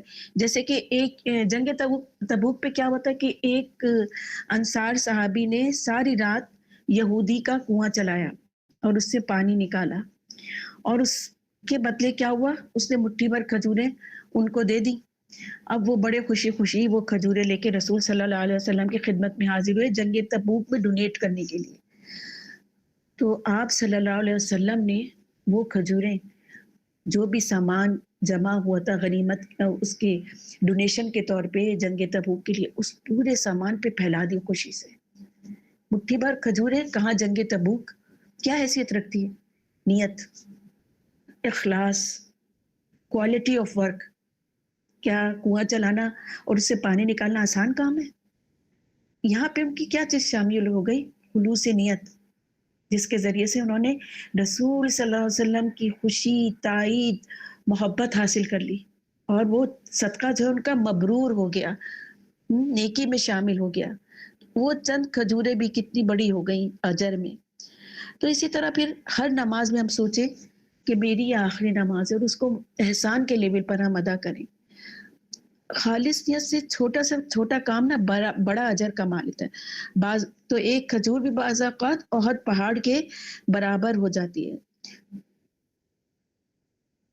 جیسے سورہ توبہ میں ہم نے حدیث بھی پڑھی تھی نا، جن کے متعلق کچھ لوگ تھے جو نبی صلی اللہ علیہ وسلم کے پاس آئے روتے ہوئے کہ ہم اتنے غریب ہیں کہ ہمارے پاس نہ کھانے کو ہے نہ سواری پہ ہے، لیکن ہم پھر بھی جانا چاہتے ہیں.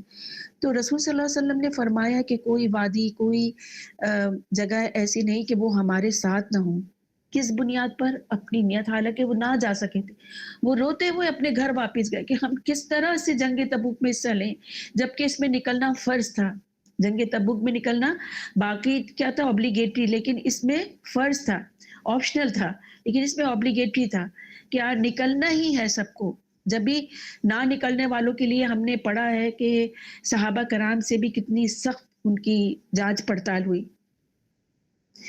تو دینے کا انداز بھی پھر بہت اچھا ہو، اور دینے کا انداز اچھا ہوتا ہے تو وہ درجات بڑھاتی ہے. اللہ یہ دیکھتا ہے کہ کس جذبے اور کس انداز سے خرچ کیا، یا کوئی بھی نیکی کس انداز سے کی. تو یہ ہے پھر فنعم ہی. تو یہ کیا ہوتا ہے؟ یہ جو لیول آف نیکی ہے، یہ جو درجات ہے، یہ کیا کرتی ہے؟ یکفر عنکم من سیئاتکم، کہ تمہارے گناہوں کو وہ مٹا دیتی ہیں. اللہ تمہاری برائیوں کا کفارہ کر دے گا تمہارے گناہوں سے. تمہاری وہ جو نیکیاں ہیں وہ سب تمہارے گناہوں کے بدلے صدقہ بن جائیں گی. تو صدقے کے بدلے اللہ تعالیٰ تمہاری خطاؤں اور برائیوں کو دور کر دے گا، بالخصوص اس وقت جب کہ وہ چھپا کر دیا جائے.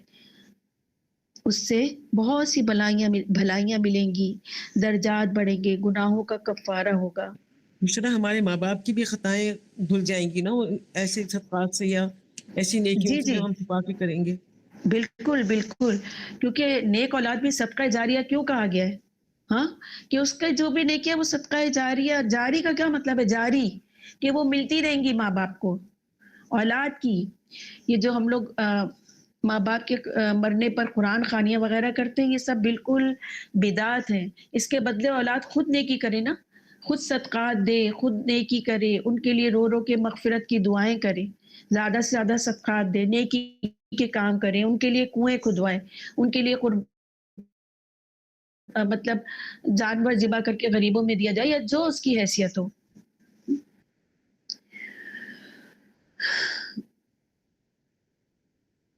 तो अल्लाह ताला फिर आखिर में क्या फरमा रहे हैं कि वल्लाहु बिमा तामलूना खबीर, और अल्लाह तुम्हारे तमाम कामों से पूरी तरह बाखबर है। अल्लाह ताला से तुम्हारी कोई नेकी, बदी, सखावत, बखीली और पोशीदगी से देना, जाहिर करना, नेक नियति और बद नियति कुछ भी पोशीदा नहीं है, और वो हर चीज़ का पूरा पूरा बदला देने वाला है। तो हर चीज़ को अब जबकि हम कुरान करीम पढ़ रहे हैं तो वो एक्सीलेंस का लेवल हमें इंशाअल्लाह ताला आना चाहिए, क्योंकि किसी काम को महारत के दर्जे पे करना, एक्सीलेंस लेवल पे करना, निहायत स्किल के साथ करना और मास्टर होना, वो भी दर्जे बढ़ाता है ना इंसान के। एक तो बेचारा बिल्कुल ही जाहिल है जिसको कुछ पता ही नहीं, लेकिन हो सकता है कि अल्लाह ताला उसकी इस जहालत में, उसकी इस मासूमियत में उसके कोई नेकी का अमल इतना बढ़ा दे कि वो बड़े से बड़ा आलिम ना पा सके। तो वो जो एक्सीलेंस का लेवल है वो इंशाअल्लाह ताला हमें पैदा करना चाहिए। जैसे कि अल-माहिरु बिल कुरान मअ सफरतिल किरामिल बररती, कुरान का माहिर शख्स मुअज़्ज़िज़ और नेक फरिश्तों के साथ होगा। जो लिखने वाले अस-सफरती कातिब, अल-किरामा मुअज़्ज़िज़, अल-बररा नेक, यानी और इसका मैं भी बताती हूँ। और फिर वल्लज़ीना यक़रऊल कुरआनी वयस्ततिअू फ़ीही व हुवा अलैहि शाक़्क़ुन लहू अजरानी, दूसरी तरफ जो अटक अटक कर पढ़ता है उसके लिए 2 अजर हैं। तो 2 कैटेगरी बना दी। एक जो एक्सीलेंस लेवल पे कुरान को पढ़ रहा है, सीख रहा है, उसकी तालीम दे रहा है, उसका शुमार किस में होगा? किरामिल बररा, अस-सफरतिल किरामिल बररती, यानी कातिब, मुअज़्ज़िज़, नेक फरिश्ते, वीआईपीज़ में उसको बिठाया जाएगा, उसका शुमार वीआईपीज़ में होगा। क़यामत में मुअज़्ज़िज़ फरिश्तों ने के साथ इन माहिर कुरान पढ़ने वालों को कहा जाएगा कि आप भी यहाँ तशरीफ रखें। वो उनका एक्सीलेंस लेवल होगा। तो खल्क़े खुदा देखेगी उस वक्त कि ये कौन है, तो ये अल्लाह के ख़ास और मुक़र्रब बंदे हैं, है ना। कि अहलुल कुरान कौन है, तो ये अहलुल कुरान कौन है? ये अल्लाह वाले, अल्लाह के ख़ास बंदे हैं। ये फिर जो अल्लाह ताला को एक्सीलेंस लेवल पे जो चीज़ चाहिए ना, फिर उसमें ये है कि हम कुरान करीम बेहतरीन तरीके से पढ़ें, इसका पैगाम दें, और ताकि हमारा शुमार किस में हो? अस-सफरतिल किरामिल बररा में, कातिब, लिखने वाले, मुअज़्ज़िज़ और नेक फरिश्तों में। तो ये अल्लाह के ख़ास और मुक़र्रब बंदे होते हैं। तो ये महारत कैसे आती है? सालों की मेहनत से आती है, मुसलसल अमल और पूरी दिलचस्पी से आती है। ऐसा नहीं होता है कि ये 1 साल या चंद महीनों की मेहनत हो, फिर वो क्या होता है कि वो ज़िंदगी भर वो मेहनत चाहिए होती है। अब क्या होता है कि ज़ाहिर है वहाँ से आने के बाद जो तड़प लगी है दिमाग और दिल में, वो हर वक्त वही जगह याद आती रहती हैं। मैं ख़ास तौर पे कारियों की वीडियो देखती हूँ कि उनकी तजवीद और उनके दिल में जो कुरान करीम उतरा हुआ है कि जिस पे वो रोते हैं, और किस किस तरह से उनका अंदाज है कि उनकी पूरी बॉडी कुरान पढ़ रही होती है, सिर्फ मुंह नहीं, पूरी बॉडी उनकी कुरान। फिर उनका जो गेटअप होता है, एक रोब है उनके गेटअप में भी, एक दबदबा है, और क्या तिलावत होती है कि मतलब अब तक मैं उसी में वो गूंज मेरे दिमाग में, मेरे कानों में गूंज रही होती है उन कारियों की आवाज़ें। और क्या रुतबा अल्लाह ताला ने उनको दिया है। वो कौन से हैं? वो अल्हम्दुलिल्लाह वो उन्हीं में होंगे इंशाअल्लाह, किरामिन बररा में, जो कुरान करीम पढ़ते हैं, सीखते हैं, सिखाते हैं, और ये मर्तबा कि वो हरम के इमाम है माशाअल्लाह, अल्हम्दुलिल्लाह। इसके लिए ना सालों साल, पूरी ज़िंदगी चाहिए होती है इस मेहनत के लिए। पूरी ज़िंदगी अपने आप को वफ़ करना होता है। फिर इसमें इंसान जो है ना अपनी آپ بھول جاتا ہے, اپنی میں بھول جاتا ہے. وہ اپنے دنیا کے جو مشاغل ہیں ان کو پھر وہ ایک سائڈ میں کر لیتا ہے. اس کو کوئی فرق نہیں پڑتا اس کا کیا حلیہ ہے, اس کی کیا وہ ہے. اس کو یہ فرق پڑتا ہے کہ میں جو بھی کام کروں نا وہ محسن کے درجے پہ کروں, ایکسیلنس کے لیول پہ کروں. اللہم ربنا جعلنا منہم. تو اللہ واللہ بما تعملون بصیر, کہ اللہ کو بہرحال ان سب کی خبر ہے, بہت اچھی طرح اللہ جانتا ہے, کیونکہ وہ تو دل کے بھید بھی جانتا ہے نا کہ کس نیت سے کیا کام کیا ہے. اگلی آیت دیکھتے ہیں 272. لیس علیک ہداہم ولکن اللہ یہدی من یشاء وما تنفقوا من خیر فلانفسکم. لیسا نہیں, علیکا آپ پر, ہداہم ان کی ہدایت, ولیکن اور لیکن, اللہ اللہ یہدی ہدایت دیتا ہے, من یشاء جسے وہ چاہتا ہے, و اور ما جو, تنفقو تم خرچ کرو گے, من سے مال, پس تو, لی اپنے واسطے, انفسکم یعنی تمہارے اپنے واسطے ہے, و اور ما نہیں, تنفقونا خرچ کرو, الا مگر, ابتغاء حاصل کرنا, شوق رکھنا, وجہ اللہ اللہ کی رضا, و اور ما جو, تنفقو تم خرچ کرو گے, من سے, خیرین مال سے. یہاں پہ خیر کے لفظ کو انڈر لائن کریں, مال کے لیے لیا گیا خیر, ٹھیک ہے, مال کے لیے لیا گیا. جو بھی تم خیر میں سے خرچ کرو گے, مال میں سے, یوفا پورا ملے گا, الیکم تمہیں, و اور انتم تم, لا تظلمون نہ زیادتی کی جائے گی تم پر. رواں ترجمہ پڑھ لیتے ہیں. اے پیغمبر صلی اللہ علیہ وسلم, ان کافروں کو راہ راست پر لے آنے کی آپ کی ذمہ داری نہیں ہے, لیکن اللہ جس کو چاہتا ہے, اور لیکن اللہ جسے چاہے, اور جو خرچ تم کرو گے, جو خرچ بھی تم کرو گے, تم خرچ کرتے ہو وہ خود تمہارے فائدے کے لیے ہے, اور جب تم اللہ کی خوشنودی طلب کرنے کے سوا کسی اور غرض سے خرچ نہیں کرتے, جبکہ اور جو مال بھی تم خرچ کرو گے تمہیں پورا دیا جائے گا, اور تم پر ذرہ برابر بھی یا ذرا بھی ظلم نہیں ہوگا. تو اب یہاں پہ کیا ہو رہا تھا کہ صدقات کی بات ہو رہی ہے پوری, یعنی 6-7 آیتیں تقریباً, ابھی میں گنتی ہوں کہ کتنی آیتیں, پچھلے ہم کئی لیکچر سے صدقات کے بارے میں پڑھ رہے ہیں. تو صدقات کی بعد میں بات ہو رہی ہے صدقات کی, اور بیچ میں ہدایت کی بات ہو گئی. تو رسول صلی اللہ علیہ وسلم جو ہیں یہ پیغام تو دے رہے تھے, تعلیم پہنچا رہے تھے لوگوں کو, اپنے خاص طور پر رشتہ داروں کو تعلیم دے رہے تھے دین کی. تو آپ کے اپنے بھی رشتہ دار, بعض رشتہ دار آپ کے اپنے دشمن ہو گئے جو آپ کی بات بالکل بھی نہیں سن رہے تھے. تو دین کی راہ میں وہ رکاوٹ بن رہے تھے. جیسے کہ آپ کے چچا ابو لہب, وہ جب پہلی دفعہ آپ نے ٹیلے پہ کھڑے ہو کر سب کو بلایا, اور سب کو اپنے خاندانوں سے بلایا نا, کہ اے ابی قریش, اے قصائی, سب کو نام لے لے کر بلایا, پکارا تھا کہ آؤ فلاح کی طرف, اللہ کو ایک مانو. تو آپ نے اپنے خاندان والوں کو واعظ کیا, اور ابو لہب نے کیا کہا, تبن لکا, کہ یعنی تمہاری بربادی ہو, تمہارے ہاتھ ٹوٹے, نہیں سوری, بربادی ہو. کیا تم نے ہمیں اس لیے بلایا تھا کہ یہ کہلواؤ کہ لا الہ الا اللہ؟ جبکہ عرب میں کیا تھا, چچا بھتیجے کا رشتہ بہت زیادہ قریبی مانا جاتا تھا, اور چچا باپ کی طرح ہوتا تھا, بہت زیادہ عرب میں معروف رشتہ تھا. لیکن ابو لہب نے کیا کیا حضور صلی اللہ علیہ وسلم کے ساتھ, کہ ظلم کیا. جہاں بھی آپ جاتے تھے, عکاس کے میلے میں آپ کہتے تھے نا, قولوا لا الہ الا اللہ تفلحون, کہ کہو لا الہ الا اللہ فلاح پا جاؤ گی.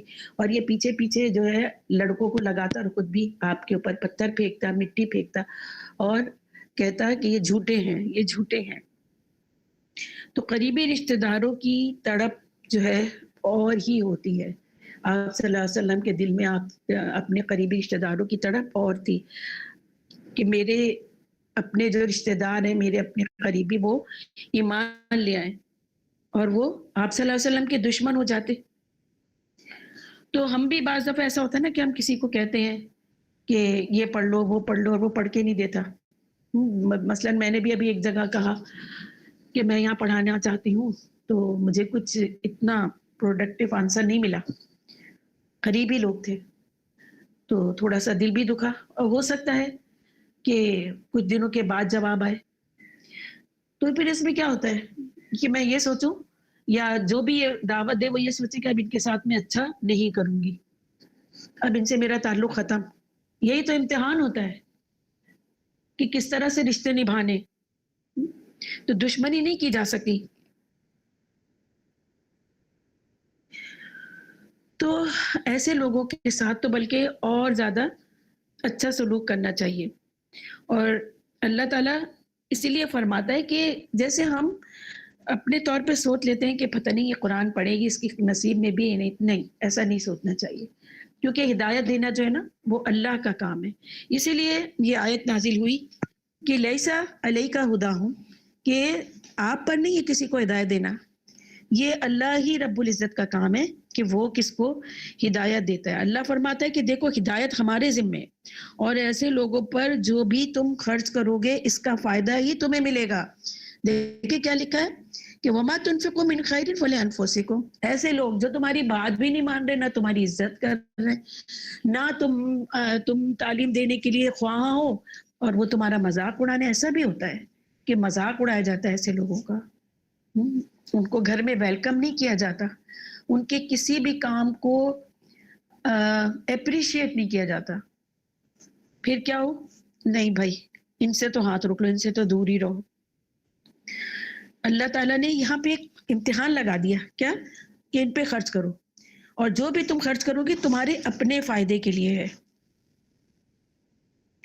یعنی کہاں یہاں پہ بات ہوئی کہ کہاں خرچ کرنے کو کہا جا رہا ہے کہ ان پر بھی جو تمہارے دین پر ہیں اور ان پر بھی جو تمہارے دین پر نہیں ہیں. ٹھیک ہے, یہ یہاں سے بات ملی کہ مسلم پر بھی خرچ کیا جا سکتا ہے اور نان مسلم پر بھی. اس میں حضرت عبداللہ بن عباس فرماتے ہیں کہ مسلمان صحابہ اپنے مشرک رشتہ داروں کے ساتھ سلوک کرنا ناپسند کرتے تھے کیونکہ وہ مشرک تھے. پھر رسول صلی اللہ علیہ وسلم سے سوال ہوا اور یہ آیت اتری اور انہیں رخصت دی گئی کہ نہیں تم اپنے مشرک رشتہ داروں کے ساتھ بھی اچھا سلوک کرو. اب دیکھیں مشرک رشتہ داروں سے اچھے سلوک اور صلہ رحمی اور ان کے ساتھ مال کی ایکسچینج کری, تو پھر سوچے کہ جو ہمارے اپنے قریب رشتہ دار ہیں, جو ہمارے مسلمان بھائی بہن ہیں, ان کے ساتھ احسان اور اچھا سلوک کرنا ہم پر کتنا واجب ہے. اور سب سے زیادہ ہم اپنے ہی لوگوں سے بغض رکھتے ہیں, اپنے ہی بہن بھائیوں سے, اپنے ایک ہی خاندان ایک ہی گھر کے رہنے والوں میں چپ خلیشیں ہوتی رہتی ہیں. تو دین ہمارا اتنا بہترین ہے کہ اگر اس پہ عمل کیا جائے نا تو نہ کسی کے پاس کوئی تنگی ہو اور نہ کسی میں, اور محبت کی ایک رواداری کی مثال موجود ہو. اور مطلب یہ کہ پھر یہ آیت اتری اور انہیں رخصت دی اور فرماتے ہیں کہ حضور صلی اللہ علیہ وسلم فرماتے تھے کہ صدقہ صرف مسلمانوں کو دیا جائے.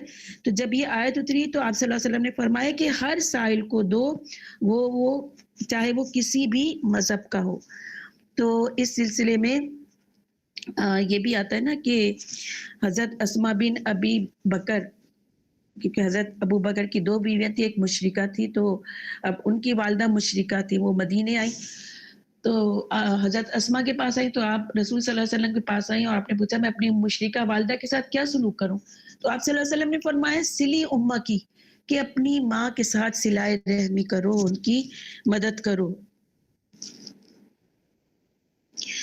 تو یہاں پہ کیا فرمایا کہ تم جو بھی نیکی کرو گے وہ اپنے لیے ہی کرو گے, من عمل صالحا فلنفسی. حسن بصری فرماتے کہ ایماندار کا ہر خرچ اللہ ہی کے لیے ہوتا ہے, وہ خود کھائے, چاہے وہ خود کھائے پیے, اپنی جان پہ لگا رہا ہے نا, جبھی تو پڑھنے کے قابل ہوگا. جیسے میں بیٹھتی ہوں تو میں ایک بلیک کافی ضرور پیتی ہوں کہ مجھے نیند نہ آئے, اور سستی نہ ہو میرا گلا بھی صحیح ہو جائے. اسی طرح سے عطا رحم اللہ خراسانی فرماتے ہیں، اس کا یہ مطلب بیان کرتے ہیں کہ جب تم نے مرضی رضائے رب کے لیے دیا تو لینے والا خواہ کوئی ہو اور کیسے ہی عمل کرنے والا ہو، نیک نیتی سے دینے والے کا اجر اللہ کے ذمے ثابت ہو گیا. یہاں پر ایمان کی شرط نکال دی گئی کہ تم، یعنی اب اس میں یہ بات بھی ہے کہ جو نفلی صدقہ و خیرات ہیں وہ ہر ایک کو دی جاتے ہیں، چاہے وہ مسلم ہو یا نان مسلم ہو. اب اس میں یہ بات اور بھی سمجھ لیجئے کہ یعنی نفلی صدقات ذمی کافر کو بھی دینا جائز ہے. ذمی کافر کون ہے؟ جو کسی معاہدے کے تحت امن سے زندگی گزار رہے اسلامی ریاست میں. ٹھیک ہے، یہ ٹرمینالوجی آپ کو پتہ ہونی چاہیے. ذمی کافر، زال میم یا ذمی کافر کو صدقات خیرات وغیرہ دیے جا سکتے ہیں. اور حربی کافر کو کسی قسم کا صدقہ وغیرہ دینا جائز ہے. حربی، حرب سے نہ، حرب کا کیا مطلب ہے؟ جنگ. تو وہ کافر جو آپ سے جنگ کرے، آپ کا سکون برباد کرے، اس کو آپ کسی قسم کا صدقہ خیرات نہیں دے سکتے. جبکہ جو کافر ہے اس کو یعنی جو زکوٰۃ ہے وہ صرف مسلمانوں کو ہی دی جائے گی. زکوٰۃ مسلمان کے علاوہ کسی کو دینا جائز نہیں ہے. تو ذمی کافر ذمی کو صرف دوسرے صدقات واجبہ یعنی نفل دینا جائز ہے اور زکوٰۃ نہیں دی جا سکتی ان کو. ٹھیک ہے، یہاں پہ یہ دو باتیں سمجھ لیجئے. تو پھر مزید آتا ہے، اور وہ جو خرچ کر رہے ہیں نان مسلم میں بھی، اپنے ان رشتہ داروں میں بھی جو منہ بنا رہے ہیں ان پہ بھی خرچ کر رہے ہیں، جو آپ کے احسان کو ہی نہیں سمجھ رہے ان پہ بھی آپ خرچ کر رہے ہیں. تو وہ کس لیے کر رہے ہیں؟ اللہ کی رضا چاہنے کے لیے. اس لیے آگے کیا آتا ہے؟ ایک تو یہ کہ تمہارے اپنے لفظوں کے لیے، تمہارے اپنے فائدے کے لیے، کیونکہ اجر تمہیں ملے گا، کسی اور کو نہیں ملے گا. ٹھیک. اور دوسری کیا ہے؟ وما تنفقوا، اور نہیں وہ خرچ کرتے الا مگر حاصل کرنا ابتغاء وجہ اللہ، حاصل کرنا یعنی جب کہ تم اللہ کی خوشنودی طلب کرنے کے سوا کسی اور غرض سے خرچ نہیں کر رہے. ابتغاء مرد اللہ، اللہ کی رضا چاہنے کے لیے، وجہ اللہ، مرد یعنی میم را ضاد، اللہ کی رضا، یا وجہ اللہ، اللہ کا چہرہ چاہنے کے لیے، کوئی صلہ کوئی بدلہ چاہنے کے لیے نہیں. تو انسان کے لیے سب سے زیادہ خوشی اس وقت ہوتی ہے جب اللہ کا چہرہ جو ہے وہ اس کی رضا کے اور اس کی رضا نصیب ہو. تو قیامت میں کیا ہوگا؟ اچھا، دینے والے کا اللہ تعالیٰ دنیا میں بھی مال کشادہ کرتا ہے، اور اگر وہ دیگر عمل صالح کے ساتھ دینے جو بھی اس نے دیا ہے اللہ کی راہ میں مال خرچ کرتا ہے، اس کو انشاءاللہ جنت نصیب ہو گئی. تو اس کو پھر کیا ہوگا؟ وجہ اللہ، قیامت میں بھی اللہ کے چہرے کا دیدار ہوگا. تو جنتیوں کو جنت پہ جب جنت نصیب ہوگی تو ان کا جنت کی نعمتوں میں سب سے بڑی خوشی اللہ کے چہرے کا دیدار ہوگا. ہاں، یعنی اللہ تعالیٰ پوچھے گا نا کہ یہ تمہارے لیے کافی ہے، مفہوم بتا رہی ہوں. تو کہیں گے کہ ہاں میرے رب، تو نے اتنا کچھ تو دے دیا ہمیں جنت میں. تو اللہ پوچھے گا کہ کیا اور کچھ بھی چاہیے؟ تو کہیں گے کہ اللہ تو نے اتنا تو دے دیا. پھر اللہ کہے گا کہ کیا تمہیں میرا دیدار نہیں چاہیے؟ تو پھر پردہ ہٹے گا اور اللہ کا دیدار ہوگا. تو اللہ تعالیٰ ایسے لوگوں کو جو یہ خرچ کریں گے، اس آیت کی دلیل وما تنفقون الا ابتغاء وجہ اللہ، کہ تم اللہ کی خوشنودی طلب کرنے کے سوا کسی اور غرض سے طلب نہیں کر رہے، اپنی واہ واہ کرنے کے لیے، اپنے آپ کو اچھا ثابت کرنے کے لیے، دنیا کی نظر میں اچھا بننے کے لیے نہیں، صرف اللہ کا چہرہ چاہنے کے لیے اللہ کی رضا. وجہ اللہ میں جو اس کی مانوی حیثیت یعنی اس کی ایک فزیکل اپیرنس کیا ہے کہ اللہ کا چہرہ نصیب ہوگا اور پھر اللہ کی رضا دنیا میں بھی اور آخرت میں بھی نصیب ہوگی. جیسے حدیث میں آتا ہے نا انکم سترون ربکم کما ترون ھذا القمر. حضرت ابن جریر بن عبداللہ رضی اللہ تعالیٰ عنہ فرماتے ہیں کہ ہم نبی کریم صلی اللہ علیہ وسلم کے پاس تھے. آپ نے 14ویں رات کے چاند کی طرف دیکھا اور فرمایا بے شک تم اپنے رب کو اسی طرح دیکھو گے جیسے اس چاند کو دیکھ رہے ہو. لا تدومون فی رؤیتہ، اسے دیکھنے میں تمہیں کوئی دشواری نہیں ہوگی، اتنا قریب تم اللہ کا چہرہ دیکھو گے. اور وجہ میں یعنی چہرہ، اس کی رضا بھی شامل ہے اس میں، کہ اس کی رضا بھی اس میں شامل ہوگی. اللہم ربنا جعلنا اس کی نظروں میں اچھا بننے کے لیے، لوگوں کی نظروں میں اچھا بننے کے لیے نہیں. وما تنفقوا من خیر یوفى الیکم، آیت دیکھیے. وما تنفقوا، اور جو مال بھی من خیرین، مال میں سے تم خرچ کرو گے پورا پورا دیا جائے گا. یوفا، وفا سے ہے، وفا کا مطلب پورا پورا دینا، اور وفا وفات سے بھی ہے نا کہ اللہ تعالیٰ پوری روح کھینچ لیتا ہے. ملک الموت اللہ کے حکم سے پوری روح کھینچتی ہے، کوئی ایک روح کا کچھ حصہ بھی جسم میں باقی نہیں رہتا. اسی سے وفات ہے نا، تو پورا پورا بدلہ دیتا ہے اللہ تعالیٰ. بلکہ اس کی شان کیا ہے کہ بڑھا کے دیتا ہے. ہم نے پہلے بھی انفاق فی سبیل اللہ کی آیتیں پڑھی جس میں ایک کا بدلہ 7 گنا، 7 سے 700 گنا، اور پھر 7 لاکھ، اور پھر مزید کئی گنا. لہٰذا وہ پورا پورا دے گا، اس میں کچھ کمی نہیں ہوگی. یعنی فائدہ ہی فائدہ ہے. کس کو فائدہ ہے؟ آیت میں دیکھیں فلی انفسکم، کہ تمہارا اپنا فائدہ ہے اس میں، تمہارا اپنا فائدہ ہے اس میں. اللہ کو کس فائدے کی حاجت روا ہے؟ تمہاری اپنی ذات کو دنیا میں بھی اور آخرت میں بھی فائدہ ملے گا. دنیا میں مال دیا ہوا پورا پورا واپس آئے گا، دنیا میں بھی اللہ ایسے شخص کو غنی کر دیتا ہے، کچھ بھی کمی نہ ہوگی، اور آخرت میں بھی جنت اور اللہ کا دیدار نصیب ہوگا.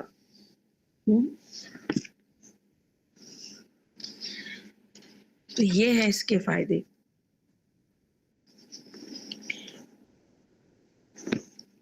اسی طرح سے ایک اور حدیث ہے بخاری مسلم کی حدیث میں آیا کہ ایک شخص نے ارادہ کیا کہ آج رات میں صدقہ دوں گا، لے کر نکلا اور چپکے سے ایک عورت کو دے کر چلا آیا. صبح لوگوں میں باتیں ہونے لگی کہ آج رات کو کوئی شخص اس بدکار عورت کو خیرات دے گیا. اس نے بھی سنا اور اللہ کا شکر ادا کیا، یعنی چپ چاپ بھائی اس نے سنا اور شکر ادا کیا اللہ کا. پھر اپنے جی میں کہا کہ آج رات اور صدقہ دوں گا، لے کر چلا اور ایک شخص کی مٹھی میں رکھ کر چلا آیا، یعنی چپ چاپ. صبح سنتا ہے کہ لوگوں میں چرچا ہو رہا تھا کہ آج شب ایک مالدار کو کوئی صدقہ دے گیا، یعنی مالدار کو اس نے صدقہ دیا. یہ سوچیں آپ، پہلے کیا ہوا، ایک بدکار عورت کو چپ چاپ صدقہ دیا، پھر ایک مالدار کو چپ چاپ صدقہ دیا. تو لوگوں نے چرچا کی کہ تو مالدار کو صدقہ دے گیا. اس نے پھر اللہ کی حمد کی اور ارادہ کیا کہ آج رات کو تیسرا صدقہ دوں گا، تو دے آیا. دن کو پھر معلوم ہوا کہ وہ چور تھا جس کو اس نے صدقہ دیا. کہنے لگا اللہ کی تعریف ہے. تو زانیہ عورت کو دیے جانے پر بھی، مالدار شخص کو دیے جانے پر بھی، اور چور کو دینے پر بھی اس نے شکر ادا کیا.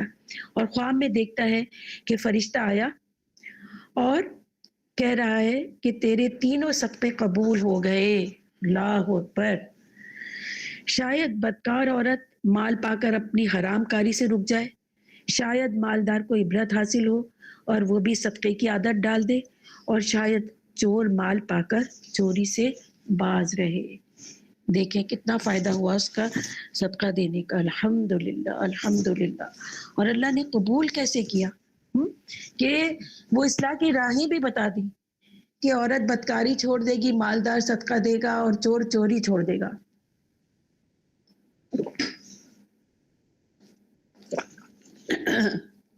سبحان اللہ. اب یہ بتایا جا رہا ہے کہ کس کس کو دیں صدقہ. جو ایک پہلے لسٹ بتائی گئی تھی ہم نے پہلے پارے میں بھی پڑھی کہ مال خرچ کرو وبالوالدین احسانا یعنی والدین پہ احسان, اور پھر مال خرچ کرو ذوی القربى والیتامى والمساکین وابن السبیل والسائلین وفی الرقاب بھی آتا ہے. یعنی یہ ایک لسٹ بتا دی گئی جن پہ خرچ کرنا ہے. اب یہاں پہ ایک بہت ہی چنندہ لوگوں کا گروہ بتایا جا رہا ہے جس پہ کہ خرچ کرنا ہے. یہ جو صدقات ہیں اب ایک خاص گروپ آ رہا ہے جس پہ خرچ کرنا ہے.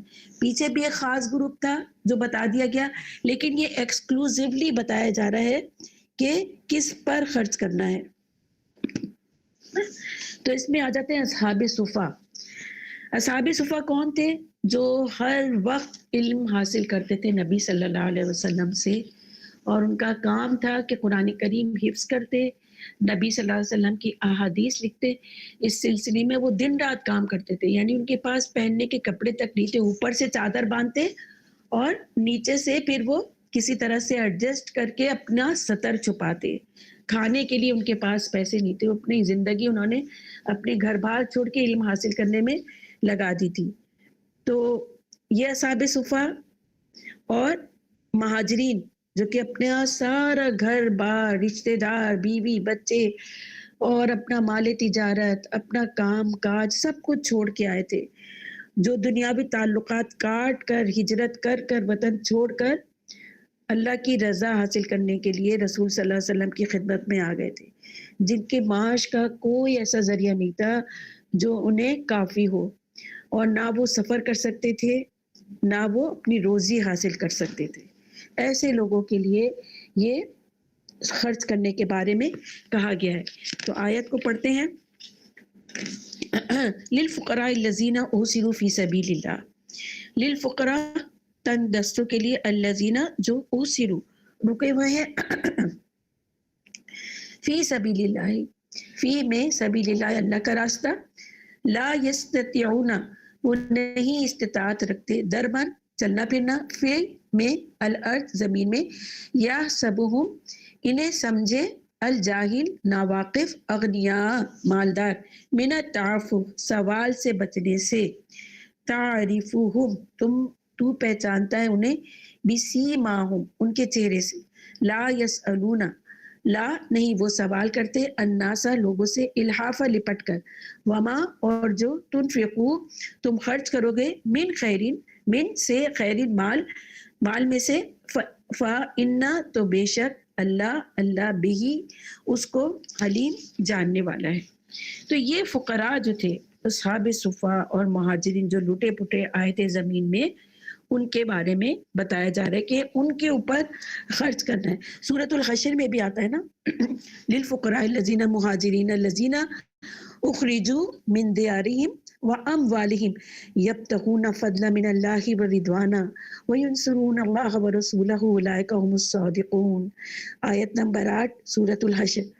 یعنی ان فقراء کے لیے مال فہم سے, یہ خاص طور پہ ان تنگ دست مہاجروں کے لیے جو نکال دیے گئے اپنے گھروں سے, اپنے اموال سے, وہ اللہ کے فضل اور اس کی رضا کے متلاشی ہیں اور اللہ اور اس کے رسول کی مدد کر رہے ہیں. یہی لوگ ہیں جو سچے ہیں. اور آیت میں دیکھیے, دربن فی الارض, دربن فی الارض کہ وہ استطاعت نہیں رکھتے زمین میں چلنے پھرنے کی, یعنی روزگار تلاش کرنے کی, تجارت کرنے کی استطاعت وہ نہیں رکھتے. ان کے بارے میں آیا دربن فی الارض, مسافرت کے لیے. تو اب کیا ہے کہ ان میں سے ان کے حال سے جو لوگ ناواقف ہیں وہ ان کے لباس اور ظاہری حال اور گفتگو سے انہیں مالدار سمجھتے ہیں. تو وہ کیا ہے کہ وہ مالدار نہیں ہے, وہ پیچھے پڑ کے نہیں مانگتے لوگوں سے.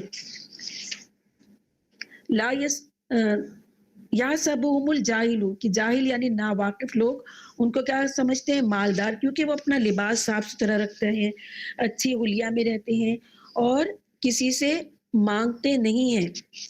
یعنی کہ یہ سوال کرنے والے نہیں ہیں. یہ مسکینوں میں سے ہیں لیکن یہ مانگتے نہیں ہیں.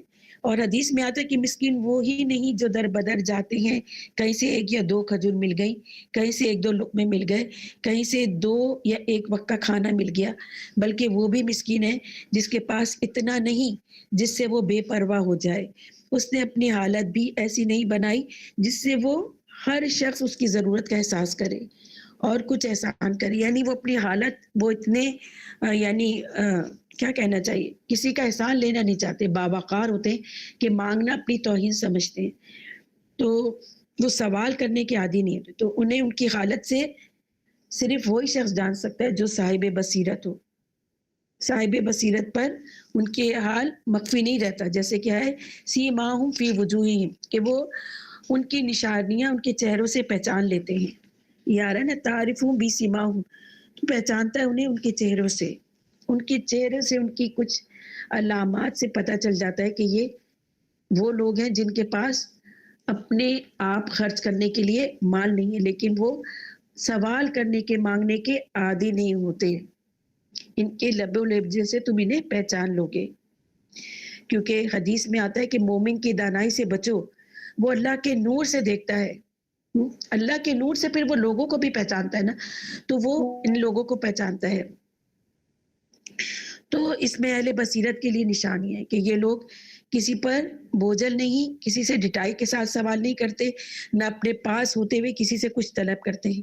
جس کے پاس ضرورت کے مطابق ہو اور پھر بھی وہ سوال کرے تو وہ کیا ہوگا, الحافہ میں آ جائے گا کہ جو چمٹ کر لوگوں سے مانگتے ہیں.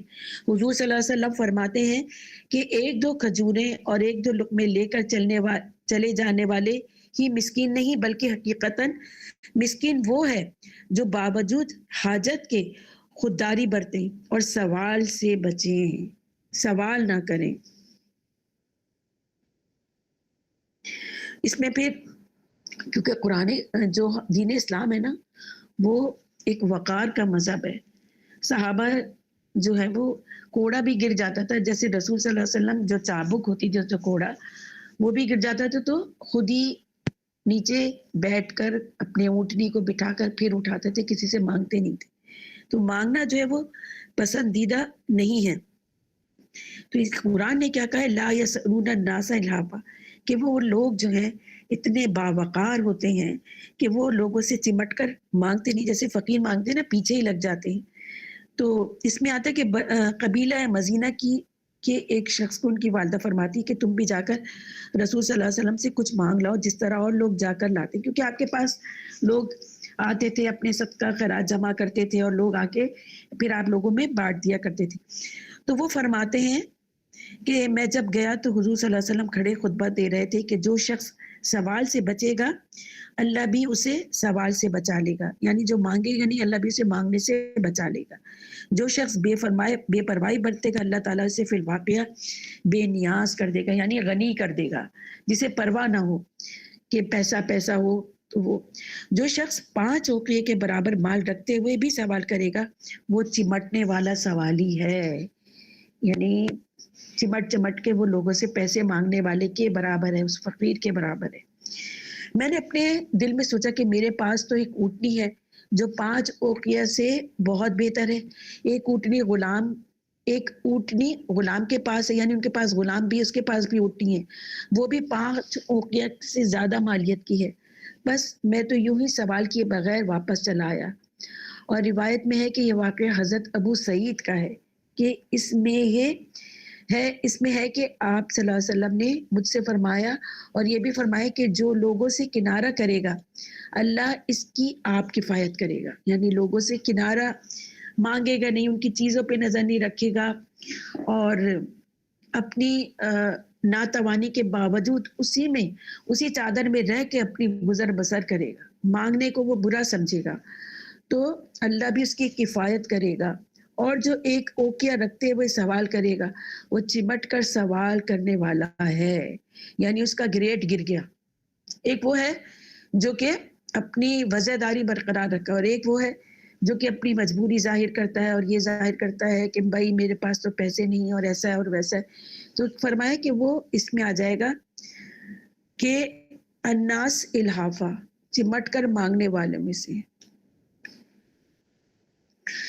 اسی طرح شام میں ایک قریشی تھے جنہیں معلوم ہوا کہ حضرت ابو ذر ضرورت مند ہے تو 300 گنیاں انہیں بھجوائیں. تو ابو ذر خفا ہو کر فرمانے لگے اس اللہ کے بندے کو کوئی مسکین ہی نظر نہیں ملا جو میرے پاس یہ بھیجی. میں نے تو نبی صلی اللہ علیہ وسلم سے سنا ہے کہ 40 درہم جس کے پاس ہو وہ پھر بھی وہ سوال کرے تو وہ چمٹ کر سوال کرنے والا ہے، کیونکہ سوال کرنے والا پسندیدہ نہیں ہوتا. اور ابو ذر کے گھرانے والوں کے پاس تو 40 درہم بھی ہے، 40 بکریاں بھی ہیں اور 2 غلام بھی ہیں. اور ایک روایت میں رسول حضور کے یہ الفاظ بھی ہیں کہ 40 درہم ہوتے ہوئے سوال کرنے والا الحاف کرنے والا یا مثلی ریت ہے، یعنی ریت جیسے جسے میں چمٹ جاتی نا، جیسے فقیر بھی ہم لوگ نکلتے نا کہ بعض فقیر یعنی گاڑی میں بیٹھنے اور اسٹارٹ ہونے تک ساتھ رہتے ہیں تو وہ بھی الحاف میں آ جائیں گے، چمٹ کر مانگنے والے. تو وزاداری جو ہے وہ ایک پسندیدہ عمل ہے جس میں کہ لحاظ رکھنا چاہیے کہ مانگے نہیں. اور پھر جو اللہ کی چہرہ چاہنے کے لیے وہ کرتا ہے دیتا ہے تو اس کے بارے میں حدیث بھی ہے کہ جو شخص اللہ کا چہرہ چاہنے کے لیے صدقہ کرے اور اسی پر اس کا اختتام ہو جنت میں داخل ہوا. اسی طرح نبی صلی اللہ علیہ وسلم نے فرمایا بے شک اللہ صرف وہ مال قبول کرتا ہے جو صرف خالص اس کے لیے ہو اور اس کے کرنے سے اللہ کا چہرہ چاہنا مقصود ہو. پھر مزید آتا ہے وَمَا تُنْفِقُوا مِنْ خَيْرٍ فَإِنَّ اللَّهَ بِهِ عَلِيمٌ، اور تم جو مال بھی خرچ کرتے ہو اللہ اسے خوب جانے. بار بار یہ آ رہا ہے کہ تم پہ ظلم نہیں کیا جائے گا، جو بھی تم خرچ کرو گے تمہیں پورا لوٹایا جائے گا. پھر یہ آ رہا ہے کہ اللہ اس کو جانتا ہے کہ تمہارے پاس چیزیں بھی تھیں پھر بھی تم نے مانگا، تم نے وزاداری نہیں برتی، اور وہ بھی جو کہ چمٹ کے مانگ رہا ہے. تو جو بھی تم خرچ کر رہے ہو نا، جو بھی تمہارے پاس ہے جو خرچ کر رہے ہو وہ سب اللہ تعالیٰ جاننے والا ہے. یعنی تمہارے تمام صدقات کا اللہ کو علم ہے، اور جب کہ تم پورے محتاج ہو گئے اور اللہ پاک اس وقت تمہیں اس کا بدلہ دے گا، اس پر کوئی چیز جو ہے وہ مخفی نہیں ہے. پھر مزید آتا ہے الذین ينفقون اموالهم باللیل والنہار سرا وعلانیۃ فلہم اجرهم عند ربهم ولا خوف علیہم ولا هم یحزنون.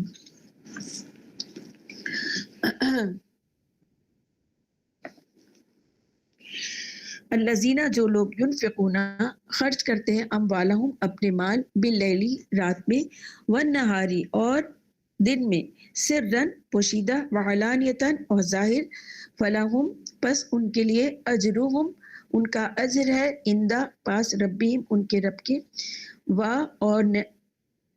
اور لا نہیں خوف کوئی خوف علیہم ان پر اور لا نہیں ہم وہ یحزنون وہ غمگین ہوں گے.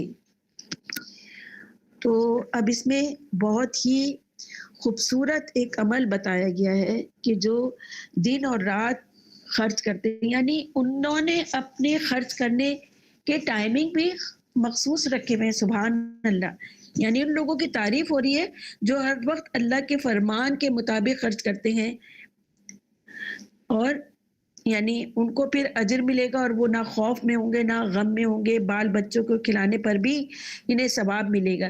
جیسے کہ بخاری مسلم کی حدیث میں ہے کہ فتح مکہ والے سال جبکہ آپ صلی اللہ علیہ وسلم حضرت سعد بن ابی وقاص کی عیادت کو گئے تو فرمایا، یا پھر اس کی ایک اور روایت ہے کہ حجۃ الوداع والے سال فرمایا کہ تو جو کچھ اللہ کی خوشی کے لیے خرچ کرے گا اللہ تعالیٰ اس کے بدلے تیرے درجات بڑھائے گا، یہاں تک کہ تو اپنی بیوی کو کھلائے پلائے اس کے بدلے بھی. اور مسند احمد میں کہ مسلمان طلب ثواب کی نیت سے اپنے بال بچوں پر بھی جو خرچ کرتا ہے وہ بھی صدقہ ہے. حضور صلی اللہ علیہ وسلم فرماتے ہیں اس آیت کا شان نزول مسلمان مجاہدین کا وہ خرچ ہے جو وہ گھوڑوں پر کرتے تھے. اور ابن عباس سے بھی یہی نقل یعنی گھوڑے کس لیے استعمال ہوتے تھے؟ جہاد میں، ان پر دن رات وہ خرچ کر رہے ہیں، تو وہ صدقہ بھی کیا ہے کہ بہت بڑے اجر کا باعث ہے، اور اللہ کو پتہ ہے اس صدقے کے بارے میں۔ اس صدقے کے بدلے کیا ہوگا کہ اللہ کیا کرے گا؟ اپنے پاس سے اجر دے گا۔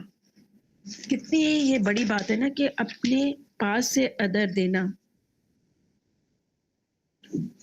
تو یہاں پر جو ہم پیچھے پڑ چکے ہیں کہ والدین کے لیے خرچ کرنا، یعنی ہم نے، اور یہ ساری لسٹ ہم نے پڑھی، اور اس میں پھر ان لوگوں یعنی اختتام یہاں پہ کس بات پر ہو رہا ہے کہ کیٹیگری بتائی گئی کہ جو علم حاصل کر رہے ہیں اور علم میں اپنی زندگی ایسے وقف کی کہ ان کے پاس اپنے کھانے پینے کے پیسے نہیں، یعنی اللہ کی راہ میں اپنا جان اور مال لگاتے تھے۔ اس کا تعلق پھر ایک چیز اس سے پہلی والی آیت جو ہے نا للفقراء الذین، اس کے ضمن میں ایک نوٹ یہ بھی لکھ لیجئے کہ اس کا تعلق کیا ہے۔ یہ جو خرچ کرنے والے ہیں اوصروا فی سبیل اللہ پر خرچ کرنے والے، اس کا تعلق امت وسط سے، کہ ہر کام کے لیے کیا ہوتا ہے کہ کچھ لوگ فل ٹائم ڈیڈیکیٹڈ ہوتے ہیں اور کچھ لوگ جو ہیں وہ اپنے آپ کو دین میں کھپاتے، تو دنیا کی ضرورتوں کے لیے پیسے نہیں نکال سکتے، جس کی مثال میں نے آپ کو اصحاب صفا کی دی۔ تو علم کے راستے میں بھی، اور جب وہ اپنے آپ کو ڈیڈیکیٹ کیے ہوئے تھے، اور جب جنگ ہوتی تھی تب بھی وہ اصحاب صفا جنگ کے لیے نکلتے تھے۔ تو ایک طرف کیا ہے کہ وہ علم کے لیے اپنے آپ کو وقف کیا، دوسری طرف اسٹینڈنگ آرمی کے طور پر وہ جنگ میں شامل ہوتے تھے۔ تو ان پر خرچ کرنے کی طرف جو ہے یہاں پر توجہ دلائی گئی کہ یہ پھر بہترین خرچ ہے۔ تو دین کی تعلیم یا اسلامی سرحدوں کی حفاظت کیا ہے؟ وہ کسی انسان کا ذاتی کام نہیں ہے، وہ سب کی حفاظت ہے۔ علم کیا کرتا ہے؟ علم انسانوں کے ذہنوں کی حفاظت کرتا ہے نا حفاظت۔ کل تک جو آپ لوگ تھے، آج آپ میں تبدیلی آئی ہے قرآن پڑھنے سے؟ انشاءاللہ تعالی ضرور مجھے بتائیے گا بعد میں۔ اسی طرح سے جنگ جو ہے وہ سرحدوں پہ جو جنگ ہے وہ ملکوں کی حفاظت کرتی ہے، یعنی سرحدوں کی حفاظت جو ہے وہ جنگ کے ذریعے سے ملک کی حفاظت ہوتی ہے۔ جو ان کاموں میں مصروف ہے ہر وقت، اس کو دنیا، تو اس کو کچھ دنیاوی ضروریات بھی تو ہوں گی نا۔ جیسے کہ ایک تاجر کما رہا ہے مگر دین کا علم نہیں ہے، مگر وہ مال خرچ کرتا ہے، تو دین پر اور علم کی راہ میں کوشش کر رہا، ایک وہ ہے جو تجارت پہ اپنا وقت لگا رہا ہے، ایک وہ ہے جو علم میں کوشش کر رہا ہے، علم پھیلانے میں کوشش کر رہا ہے۔ تو اب یہ ایک کیٹیگری ہے تیسری کہ جو یعنی جو جان بھی لگا رہا ہے، یعنی ایک شخص بے غرض ہو کے دین کی خدمت کر رہا ہے، اور ایک شخص بے غرض ہو کے مال لگا رہا ہے دین کی خدمت میں۔ ایک اپنی ذات پر خرچ کر رہا ہے، دوسرا اپنا مال خرچ کر رہا ہے۔ تو یعنی ایک اپنی ذات کے ذریعے سے علم دے رہا ہے، دوسرا اپنا مال خرچ کر رہا ہے، تو پھر یہ دونوں برابر ہو گئے، دونوں ہی امت وسط کی حیثیت سے اپنی اپنی ذمہ داری کر رہے ہیں۔ یعنی جو علم حاصل نہیں کر رہا لیکن تجارت کے ذریعے سے دین کے کاموں میں مال لگا رہا ہے، اور ان لوگوں پر جو دین کے کو علم دے رہے ہیں، علم پھیلا رہے ہیں، قرآن کی تعلیم دے رہے ہیں اور دین کے لیے وقف ہیں، تو یہ دونوں، ایک مال خرچ کر رہا ہے اور ایک علم، تو یہ اس طرح سے دونوں برابر ہو گئے، دونوں اپنی ذمہ داریاں نبھا رہے ہیں امت وسط کی حیثیت سے۔ تو یہ کسی پہ احسان نہیں کر رہے، ہر شخص اپنا کردار پورا کر رہا ہے۔ پھر اسی طرح ایک شخص دین کے لیے اپنے آپ کو کھپا رہا ہے، اور دوسرا شخص نے دین کا علم حاصل نہیں کیا مگر دنیا خوب کمائی، مال کمایا، تو اس کا علم والے پر حق اس طرح آ گیا کہ اس کا کام بھی وہی کر رہا ہے۔ کون؟ جو علم والا ہے۔ دیکھیں، ایک تاجر ہے جس نے پیسے دیے علم اللہ کی راہ میں، ایک تاجر وہ جس سے صرف دنیا کما رہا ہے، لیکن اس کے ساتھ ہی دوسرا جو ہے وہ صرف علم بانٹ رہا ہے، تو پھر وہ اس کا کام بھی کر رہا ہے نا جو کہ علم نہیں بانٹ رہا۔ تو یہ اس طرح سے بھی ایک کنٹروورژن ہے دو گروپوں کے درمیان۔ لیکن اب ایک اور کیٹیگری ہے، اور وہ خوش نصیب ایسے ہوتے ہیں جو دین کے لیے قربانی جان کی بھی لگا رہے ہیں اور مال بھی لگا رہے ہیں، اور یہ سب سے اعلیٰ ترین درجہ ہے کہ وہ مال بھی لگا رہے ہیں اور جان بھی لگا رہے ہیں، جیسے حضرت عثمان غنی رضی اللہ تعالیٰ عنہ، ابو بکر صدیق رضی اللہ تعالیٰ عنہ۔ تو اس میں کیٹیگری آتی ہے۔ حضرت عبداللہ بن مبارک وہ کیا کرتے تھے، انہوں نے کس طرح اپنے سال کو ڈیوائیڈ کیا تھا کہ 4 مہینے بزنس کرتے تھے اور اتنا مال کما لیتے تھے کہ اگلے 4 مہینے وہ تعلیم دیتے اور اپنے شاگردوں پر خرچ کرتے، پھر 4 مہینے جہاد پر وہ خرچ کرتے، یا حج پر جاتے تو لوگوں کو اپنے خرچ پر لے کے جاتے۔ اس طرح انہوں نے اپنا سال تقسیم کیا گیا تھا۔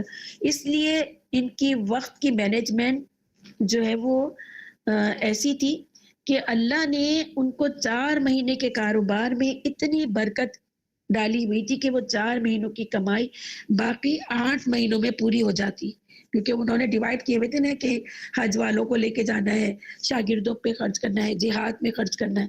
تو یہ اس میں آ گیا کہ جو تجارت بھی کر رہا ہے اور دین کی تعلیم بھی حاصل کرنے میں اپنے آپ کو کھپا رہا ہے، وقت بھی لگا رہا ہے، جان بھی لگا رہا ہے، مال بھی لگا رہا ہے۔ اسی طرح عبد الرحمن بن عوف بھی تھے جو جنگ احد میں کیا کر رہے تھے، انہوں نے جان بھی لگائی اور 40,000 درہم، ہم نے پچھلی دفعہ پڑھا تھا نا، مال بھی لگایا انہوں نے۔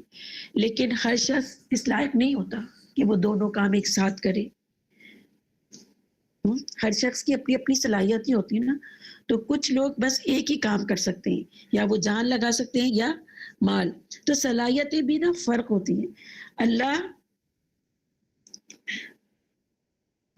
کے نزدیک بہترین درجہ تو یہ ہے کہ دونوں چیزیں لگائیں، لیکن اس سے کم میں کچھ مال کمائیں کہ دین کی خدمت ہو، اور پھر دونوں ایک دوسرے کی مدد کریں، یعنی جو علم بانٹ رہا ہے وہ علم بانٹے اور جو مال حاصل کر رہا ہے وہ اس کی مدد کرے۔ اس طرح سے دونوں مل کر کی دین کی خدمت کریں، اس طرح سے دین کا کام پھر چلتا ہے۔ تو پھر آ جاتا ہے کہ وما تنفقوا من خیر، کہ جو بھی تم کرو گے وہ پورا تمہیں لوٹا بھی دیا جائے گا، اور تمہارے لیے جو ہے وہ اللہ تعالیٰ ان سب کو جاننے والا ہے۔ پھر وہی آیت آتی ہے کہ الذین ينفقون، یعنی جو رات اور دن اس طرح کام کی مینجمنٹ، یعنی انہوں نے خرچ کرنے کی مینجمنٹ اس طرح سے کی ہوئی تھی۔ اور حضرت ابو بکر صدیق کی اس میں مثال آتی ہے کہ 40,000 دینار اللہ کی راہ میں انہوں نے اس طرح خرچ کیے کہ 10,000 دن میں، 10,000 رات میں، 10,000 خفیہ اور 10,000 اعلانیہ، یہ انہوں نے خرچ کیے۔ یہ مثال ہے سرًا، یہ کہ انہوں نے مال خرچ کیے۔ جو لوگ اپنا مال دن اور رات، دیکھیں نمبر 1 دن میں، نمبر 2 رات میں، پھر والنہار یعنی سرًا، نمبر 3 سرًا یعنی چھپا کر، وعلانیتاً اور ظاہر کر کے، 4 کیٹیگری ہو گئی۔ اب اپنے مال کو 4 میں تقسیم کریں کہ دن میں دیا کچھ مال، پھر کچھ رات میں دیا۔ اس آیت کو نا، یہ سب کا ہوم ورک ہے یہ آیت، ایک یعنی آپ کو اگلے ہفتے تک کا ٹائم ہے کہ آپ اپنی مینجمنٹ کریں، کچھ مال رکھے، رات کو خرچ کیا، پھر دوسرے دن میں خرچ کر لیا، یا جو آپ کی ترتیب ہو کہ آج رات آپ کو کوئی ضرورت مند ملا آپ نے خرچ کیا، پھر رات میں خرچ کیا، اور پھر چھپا کے دیا کہ کسی کو پتہ نہ چلے، اور کچھ مال آپ زکوٰۃ کی ترویج میں دینا چاہیں یا اعلان کریں کہ بھئی مسجد میں فلاں پنکھے لگوانے یا یہ کرنا ہے، یا کوئی خاندان میں فلاں شخص بیمار ہے، چلو سب ہم مل کے اس کی مدد کر سکتے ہیں۔ تو اعلانیتاً یہ 4 کیٹیگریز ہیں۔ کیا کیا کیٹیگریز ہیں؟ رات اور دن، چھپا کے اور ظاہر کر کے۔ اس کے لیے ریوارڈ کیا ہے؟ فَلَهُمْ أَجْرُهُمْ عِنْدَ رَبِّهِمْ، کہ ان کے لیے ان کے رب کے پاس اجر ہے۔ رب کے پاس اجر ہونا کتنی بڑی بات ہے۔ عِنْدَ رَبِّهِمْ، فَلَهُمْ أَجْرُهُمْ بھی تو ہو سکتا تھا نا کہ ان کا اجر ہے، ان کا اجر ہے، لیکن عِنْدَ لگا کے نا ایک بہت کلوز ریلیشن کیا گیا ہے بندے کا اور رب کا، کہ رب کے پاس ہے، کہیں نہیں جانے والا ادھر ادھر۔ اور رب کے پاس جو چیز ہوتی ہے نا وہ اس کی شان کے مطابق ہوتی ہے، جو اس کی شان ہوتی ہے اس کے مطابق وہ اجر دیتا ہے، وہ تمہارے اعمال کے مطابق اجر نہیں دیتا، اس سے بڑھ کر وہ اجر دیتا ہے۔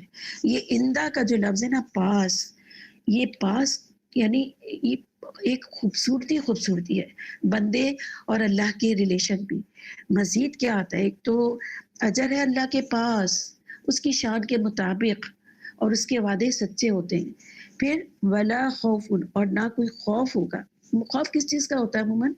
مستقبل کا، کہ کہیں ایسا نہ ہو جائے، کہیں ویسا نہ ہو جائے. تو ایسے لوگ جو ان کو اجر اللہ کے پاس سے مل رہا ہے تو ان کے لیے کیا خوف ہوگا؟ پھر کوئی خوف نہیں ہوگا نا، ان پر کوئی خوف نہیں ہوگا. ولا ہم یحزنون، اور نہ وہ غمگین ہوں گے. یعنی ماضی کا بھی ان کو کوئی غم نہیں ہوگا. وہ دکھڑے نہیں روتے رہیں گے کہ اللہ یہ ہو گیا، اللہ تو نے یہ لے لیا، میرا ایسا ہو گیا، یا میرا یہ نقصان ہو گیا تھا. نہیں، ان کو جو یہ اجر ہے نا اس کے رب کے پاس، یہ اجر جو ہے اس کی تمام کیفیت کو سکون میں کر دے گا. وہ غم والا یا وبیلہ کرنے والا نہیں ہوگا، وہ انتہائی ایک سکون کی کیفیت میں ہوگا. تو ولا خوف علیہم، اور نہ انہیں کوئی خوف لاحق ہوگا. ولا ہم یحزنون، اور نہ ہی وہ غمگین ہوں گے. تو یہ حضرت ابو بکر صدیق کے بارے میں بھی آتی ہے کہ انہوں نے، جیسے میں نے آپ کو بتایا کہ 40,000 دینار تھے، ان میں سے 10,000 دن میں، 10,000 رات میں، 10,000 خفیہ اور 10,000 اعلانیہ خرچ کیے. تو مفسرین کہتے ہیں کہ یہ آیت شاید حضرت ابو بکر صدیق کے اس عمل پر جو ہے وہ نازل ہوئی.